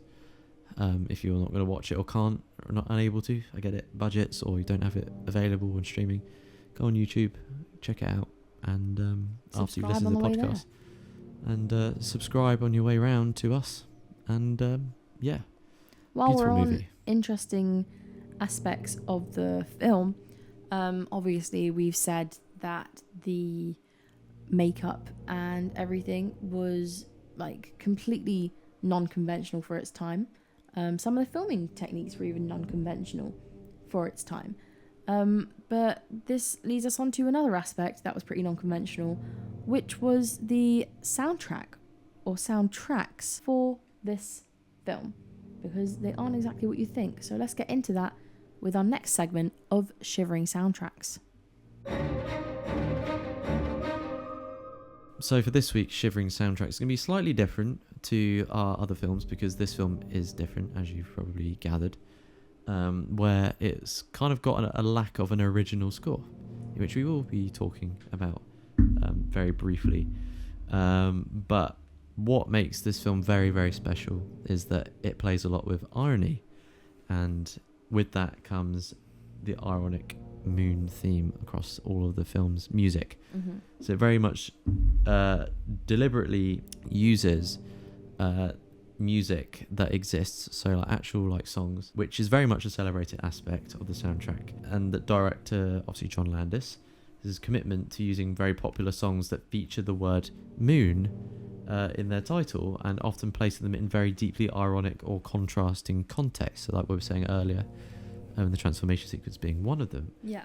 The first one being that of Bad Moon Rising, which is by the Creedence Clearwater Revival, or the CCR, and it plays during the opening credits for the film as David and Jack are cheerfully hitchhiking, immediately setting the tone for impending, unavoidable doom, masked by a cheerful rock sound. So if you don't know, it's like, I see a bad moon rising.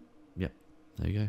That is one. You've probably heard it. Yeah, it's on our reels if you haven't checked it out. It's a great song, and again, it's ironic because it's kind of like that rising moon, and it's coming along, and obviously there's a bad moon is impending because the night appears. They get basically screwed by this wolf, and the curse comes from there. Yep, and that is then followed by the infamous Blue Moon, which several different versions of the song are used throughout the film, where the key stages for it are predominantly like related to the curse. The first one is like the Marcel's doo-wop version is used for a lighter romantic tone when David first starts his relationship with one of the other main characters known as Alex. She is a nurse in the hospital who looks after him after he's been attacked. Yes, she does. Then we have the Sam Cooke's version, which is used at the pivotal foreshadowing point in the film, which represents the coming change that's about to happen for our Mr. David. The last one is the Van Morrison version, or Moon Dance, which is still featured, though it's slightly different title. And it just emphasizes the lunar theme with a jazzy, romantic feel, which completely sharply contrasts the horror genre that it's portraying.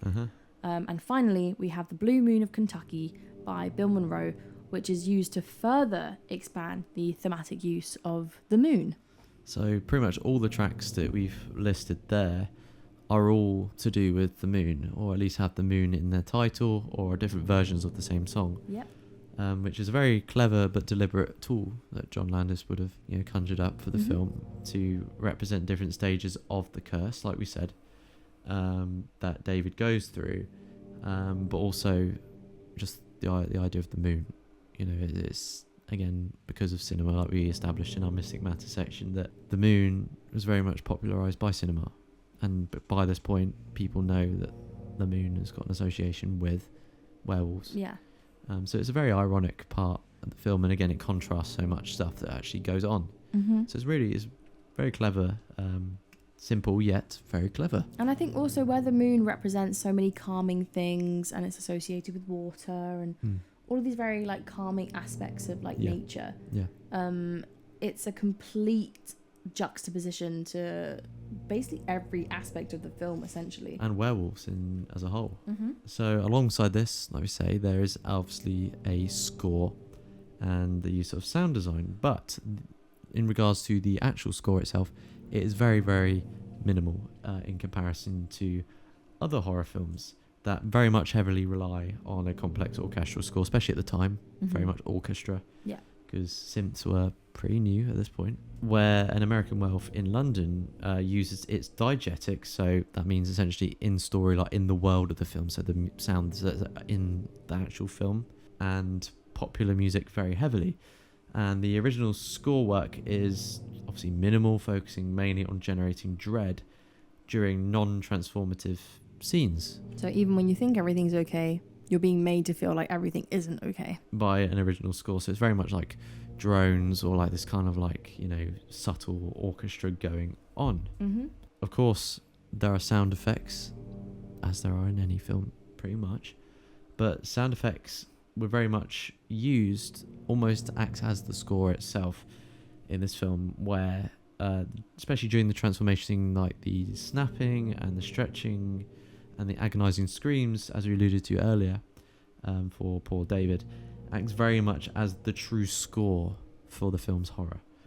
And it's intensely visceral and forces the audience to experience the sounds of his body breaking and reforming. So instead of having the music to drive how you're going to feel, it's very much the sound effects acts as the score. It's the sounds that make you feel because they really get under your skin. They're so realistic. And beautiful set of sound design. It's amazing, like Foley work. Undoubtedly just insane. And just even on the little like polar opposite end of that, we did mention this in one of the films recently. I believe it was for Aliens, actually, like the use of silence in film soundtracks. And a particular example of this is when David is first alone on the moors, or even when he's stalking that man on the underground, like we were talking about before. It's really like punctuated only by environmental sound. So like the sound of the man's heels on the underground floor as he's walking, and David is following him in his wolf form. Chasing him, and it's like the POV of the werewolf. But all you can hear is the click clacking of shoes. You can't hear anything else. There is no music. You just hear like the growls. And like the sort of it makes it more realistic. It does, but it's really used to frighten that like feeling of isolation and like vulnerability at the end of the day, because that's what makes it all so visceral. And of course you have, with the soundtrack and with the, popular music, it is deliberately placed next to the most horrific elements of the film, as we alluded to earlier, especially during the infamous transformation sequence, where the technique creates very much a sense of dark irony or black comedy. So the upbeat, familiar music, so like Blue Moon, when he is transforming, refuses to take the very traditional horror seriously, which mirrors the film's overall cynical and witty tone, which I think also makes it much more scary. Like I say, it humanises it because it's diegetic music. It makes it sound like it's happening in real life. Yeah, it's like makes it real, like just real. When people have like TikTok videos of like car accidents or things like that, and they always are listening to like really crazy music. Yeah. Like you could just be in the mood to listen to like the Gummy Bear song, but like what if you get into an accident? Like you could be hanging you could be hanging upside down in your car, and all you can hear is "'Cause I'm a gummy bear, oh I'm a gummy bear." I wouldn't wish that on my worst enemy, and I mean listening to the Gummy Bear. Looking gummy bear, oh wow, you know. I'd rather be turned upside down in my car. And it would just I mean, having both at the same time is terrible. But it's just like these normal songs will play in really bad, serious like situations in real life, and that's exactly what is happening in here. Really, really jarring. Well, and it's completely intentional as well. Like the entire use of ironic soundtracks, and it just proves that popular music could be used effectively to manipulate people's moods, not just in the traditional score way that had been used before. Yeah. So it's very much manipulative, but it's ironic. That's what the soundtrack essentially is. It's just a fully ironic piece of like collection of popular music and a little bit of original score sprinkled in there. That just really just adds that little sprinkle on what makes American Werewolf both witty, ironic and funny and dark all at the same time. Exactly, but it's a perfect amalgamation of all of those things. So go and watch it, go and listen to the soundtrack. We'll leave the link in the description as we do for all the soundtracks if you just want a nice little listen of the great tunes from the film. And for things that are ironic, we can also speak about things that are iconic. And with that, we're going to be going on to our ghostly gossip section of the podcast.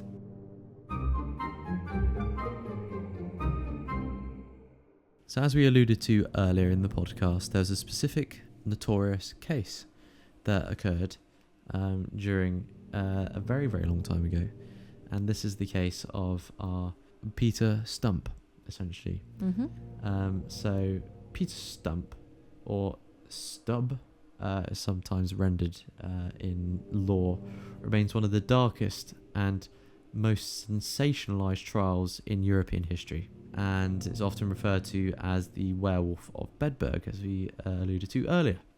And Peter's fate very much serves as a brutal example of how legal and religious authorities leveraged the fear of lycanthropy during the witch hunt era, which is just, again, it's tragic. It really, really adds is. Another layer of like, this is how messed up. Yeah. You know, in that kind of idea of like religion and that lack of understanding yet and knowledge of science. 100%. And it was really just like fear mongering gone rogue, because that's all they had at the time. But just to give you a little bit more information about Mr. Peter Stumpp himself. So he was a wealthy farmer and originally a peasant from Bedburg, which is near Cologne, Germany in the present day. He was around 50 years old at the time of his trial, and he was missing his left hand, which became a significant detail in the later accounts for his crimes, as witnesses had claimed that the wolf that they had saw was missing a paw. He was accused of terrorizing the region for over 25 years, which began around 1564. The local community was already like plagued by real life wolf attacks and unsolved murders, which just created the perfect environment for panic surrounding these accusations. So it essentially set it up and sort of put two and two together. It and this really, is kind of really like, did. okay, you're the reason behind it, because it's kind of like, so hold on a minute. sad thinking about this. It's very much a tragedy. But Stumpp was only apprehended after a massive manhunt, which often involved like hunters and local nobles of like the towns, where his eventual confession was like extracted under very intense torture, which made its claims highly dubious but legally binding at the time. So there's a lot of things that came with that, and his confessions that he spoke of, which probably may not have help his case, did it? Help his situation too much. So one of these being a demonic pact, where Stumpp confessed at the age of 12 he had made a pact with the devil. Don't know why you would say that. At 12 as well. Yeah, at the age of 12. Next thing that Stumpp referenced was a magical instrument that he had amongst his assortment of confessions, where the devil allegedly provided him with a magical belt, sometimes described as a wolfskin girdle, and he claimed that by simply putting on this said belt, he could instantly transform into a greedy, ravenous wolf, and allowed him to roam freely and hunt. Where he removed the belt, he would return to his human form.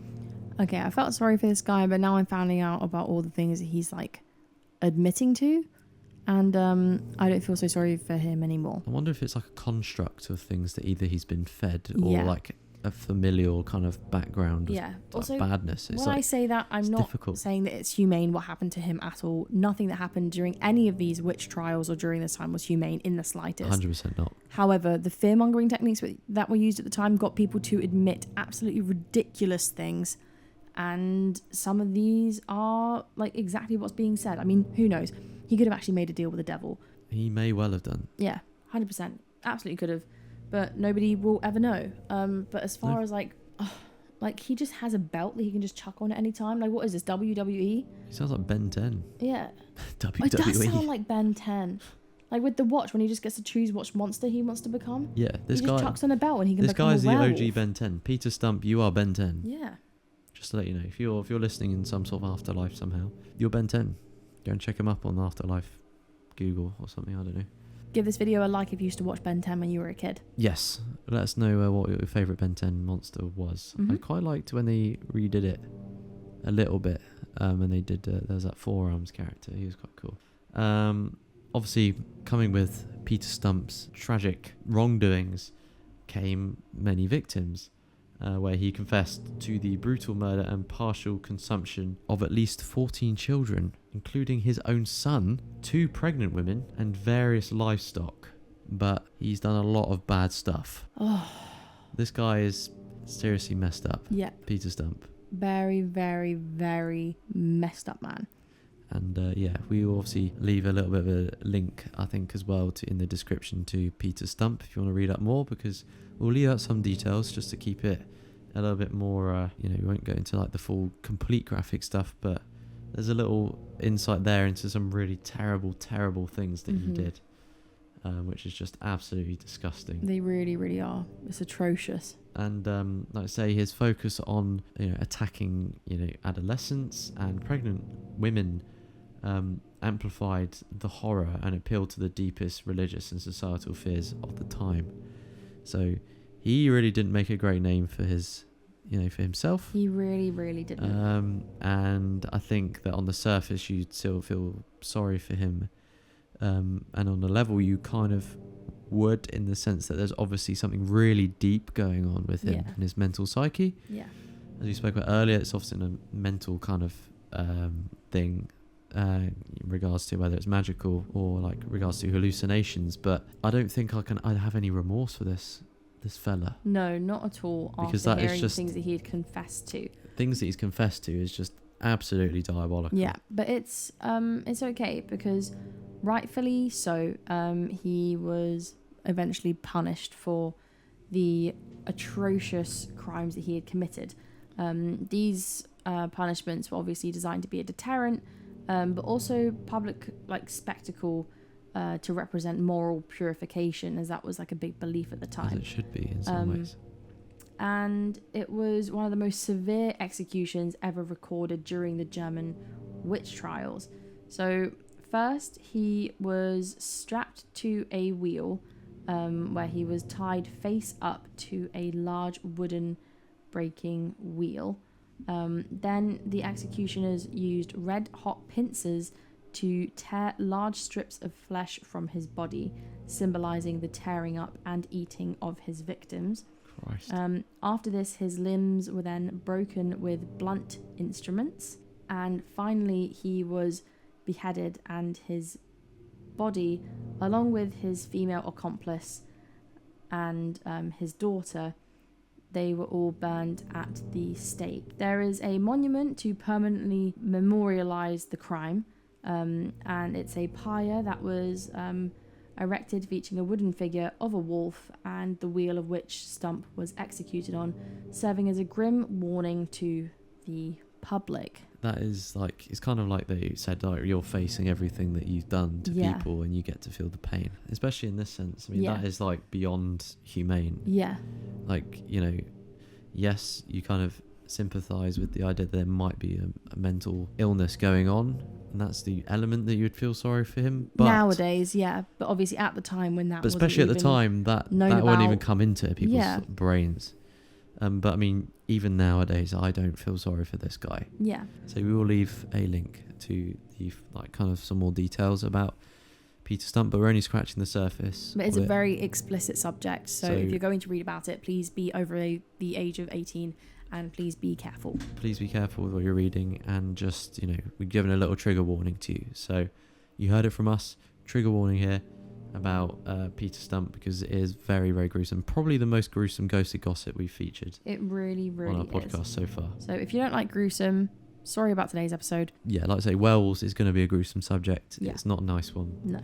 As are most, but it needs to be spoken about. It's about the context. It gives you a little idea. So when you see a next werewolf movie, you go, I know what this will be based on. It's bad, boo. You know, we got to get into the nitty gritty. You do. And sometimes the blood, guts and gore, the blood, sweat and tears of film and the real life cases that came before the literacy that led to the films. Yeah. And that's just the way it is. Yep, because that's how legacy works. And the actual legacy for the Peter Stumpp case is like infamous, as it was immediately translated and published into like loads of widely circulated pamphlets, like we spoke about in the Witches podcast. Yeah. And this has obviously ended up with exaggerated and graphic woodcuts. But in German, English and Latin, the media frenzy like just spread to the words Wolfman, causing terror across Europe, which obviously led to probably a lot of information for films like Wolfman and even like American Werewolf in London. And that's where a lot of this all just stems from, this idea. Exactly. And obviously the detailed, like tortured confession, which tied the transformation directly to having a pact with the devil, cemented the like prevailing view that lycanthropy wasn't a natural condition or a mental illness, but that it was just a diabolical crime and a form of like highly dangerous witchcraft, which is what everybody was absolutely mortified of. There's so many avenues to what, you know, lycanthropy and what lycans were and what people, you know, the ideal of werewolves came from. Yeah. And having cases like Peter Stumpp, which is absolutely gruesome and just grueling and terrifying and just dreadful. Yeah. You can see where it all comes from, all these inspirations for like such infamous horror movies and media and literature. Yeah. So again, trigger warning, but we'll leave the link to the Peter Stumpp case in a description if you fancy reading a little bit more of the details that we've left out. But it is very graphic, so please be warned. On to something a little bit lighter. We are going to be heading into our final section for this week, which is the Spooky Spotlight. So as we have done for our last Spooky Spotlight, we thought we'd just shine a light on some other movies that present and represent and showcase werewolves in whatever way it is. Honourable mentions for you. So essentially an honourable mention section for you. So in time, Spooky Spotlight, we would want you guys to get involved. So like I say, go and check out our Instagram and our TikTok. Get involved, comment, and in time, Spooky Spotlight will want to get you guys involved in being part of the episode. But for now, we just want to give you guys some of our favourite werewolf movies and media that we think you will like if you like American Werewolf. And starting off on a bang is, of course, as like kind of glazed over earlier, the spine-chilling transformation of Professor Lupin in Harry Potter and the Prisoner of Azkaban. Yeah, that used to give me nightmares. It used to give me nightmares as well. I used to think that werewolves were the thing that gave me nightmares. I used to think that if I walked on like the balls of my feet with my heels up, if I ever walked like that I would turn into a werewolf like the ones from that film, and it absolutely petrified me. It's really interesting with Lupin's, like the werewolf in Harry Potter, because he's not really very furry. No, he isn't. He's kind of like skinny and it's more bony. like a person. It's like very much humanoid-esque, and it's a really clever design of the werewolf. It really, really is. And there's also like theories about it. Have you heard? You know, he offers Harry chocolate in the film, Yeah. and he says that chocolate always helps, or I it think takes you told me this ages takes the ago, but I bad can't things remember away, or something like that. Yeah. I can't remember the exact quote off the top of my head because it's been a while since I've seen the film. We are rewatching them at the minute. Yes, but apparently it's because dogs are obviously like allergic to chocolate, right? Like it'll kill them if they consume too much chocolate. Apparently Professor Lupin gave Harry chocolate as a way to like kind of give Harry a clue, not only that he was a wolf, but that Professor Lupin eats chocolate every day to like slowly try and kill the wolf that's inside of him because he doesn't like it. That's a really interesting theory. Wouldn't really surprise is. me. That was a little subtle thing. Yeah. So go and check out The Prisoner of Azkaban, Harry Potter. Second one would be, I know Jodie hasn't seen it, but there's The Howling, which we mentioned earlier, which has got another like really interesting physical transformation sequence. You know, he has like a very, his face changes exactly like American Werewolf, but in The Howling it's done in the dark.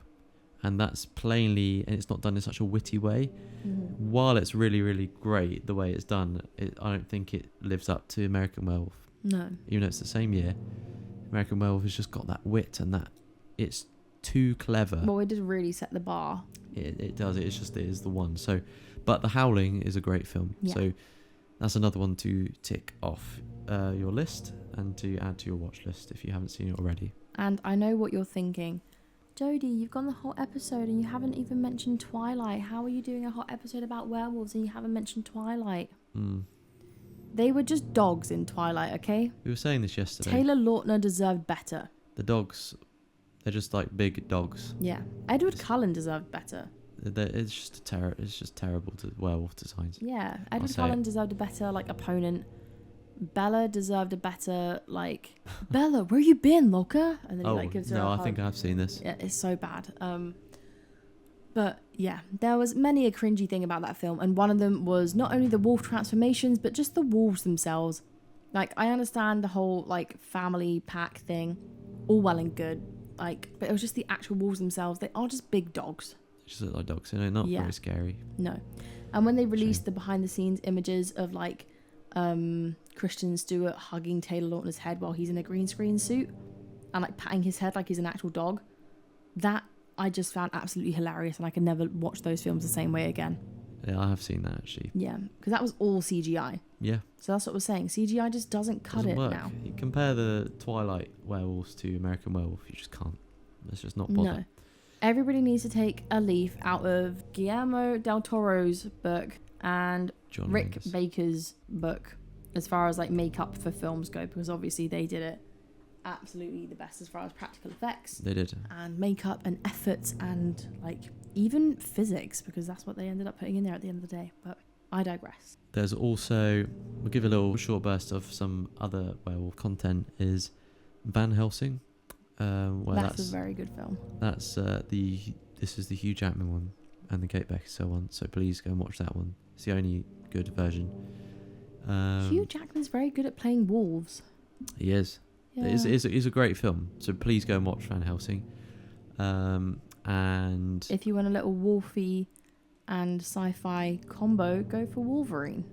Yep, Wolverine, you can kind of put it in that kind of category. Just while we're on the Hugh Jackman line podcast of like genre mashups right now. Yeah, we're going for a full mashup there. Yeah, we really are. We also got the Doctor Who episode Tooth and Claw, which we've been speaking about recently. Amazing.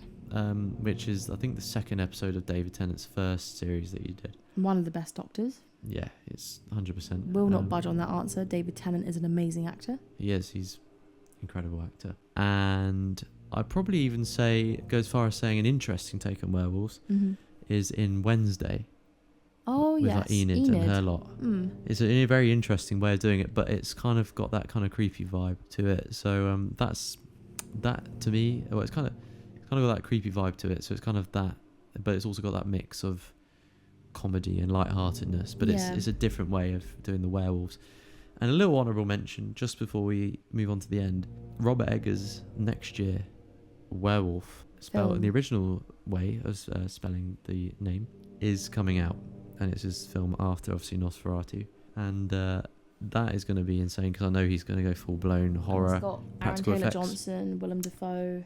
Aaron Taylor Johnson is playing the werewolf. Willem Dafoe and Lily Rose Depp, I Mhm. believe, are the cast that's been Yeah. confirmed for it so far. But that is going to be really good. I just know it, and it's set Yeah. in the 1200s. We're excited for this one. The 1200s it's set in. Oh yeah, because these werewolf rumors started before. Before the Peter. Yeah, they started before the witches and stuff. It's just that they were prevalent around the witch trials too. Yeah. So if you haven't heard about Robert Eggers' werewolf film, or werewolf as it's spelt, just go and look up some things and exciting things about that, and just stay tuned for some trailers that hopefully will be coming out soon, which leads us actually onto the end of tonight's episode. Womp womp. So if you've taken a lichen, you see what I did there? Yes, very good. Yeah, a little bit of puns going on. Liking.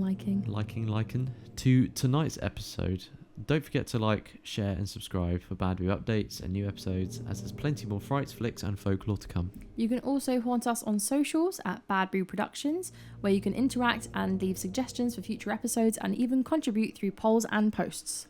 If you're after more creepy content, then our Patreon is live, so if you'd like to hear and even see more of us, then head over there for exclusive Boo Crew videos, stories and live streams. That's been all from us for this howling episode today. We've been your haunted hosts, Sam and Jodie, unravelling the dark so that you don't have to. Hoping that we've left you more aware of what's out there in the dark. And until next time, keep your lights on, your doors locked, and remember, the shadows are never empty.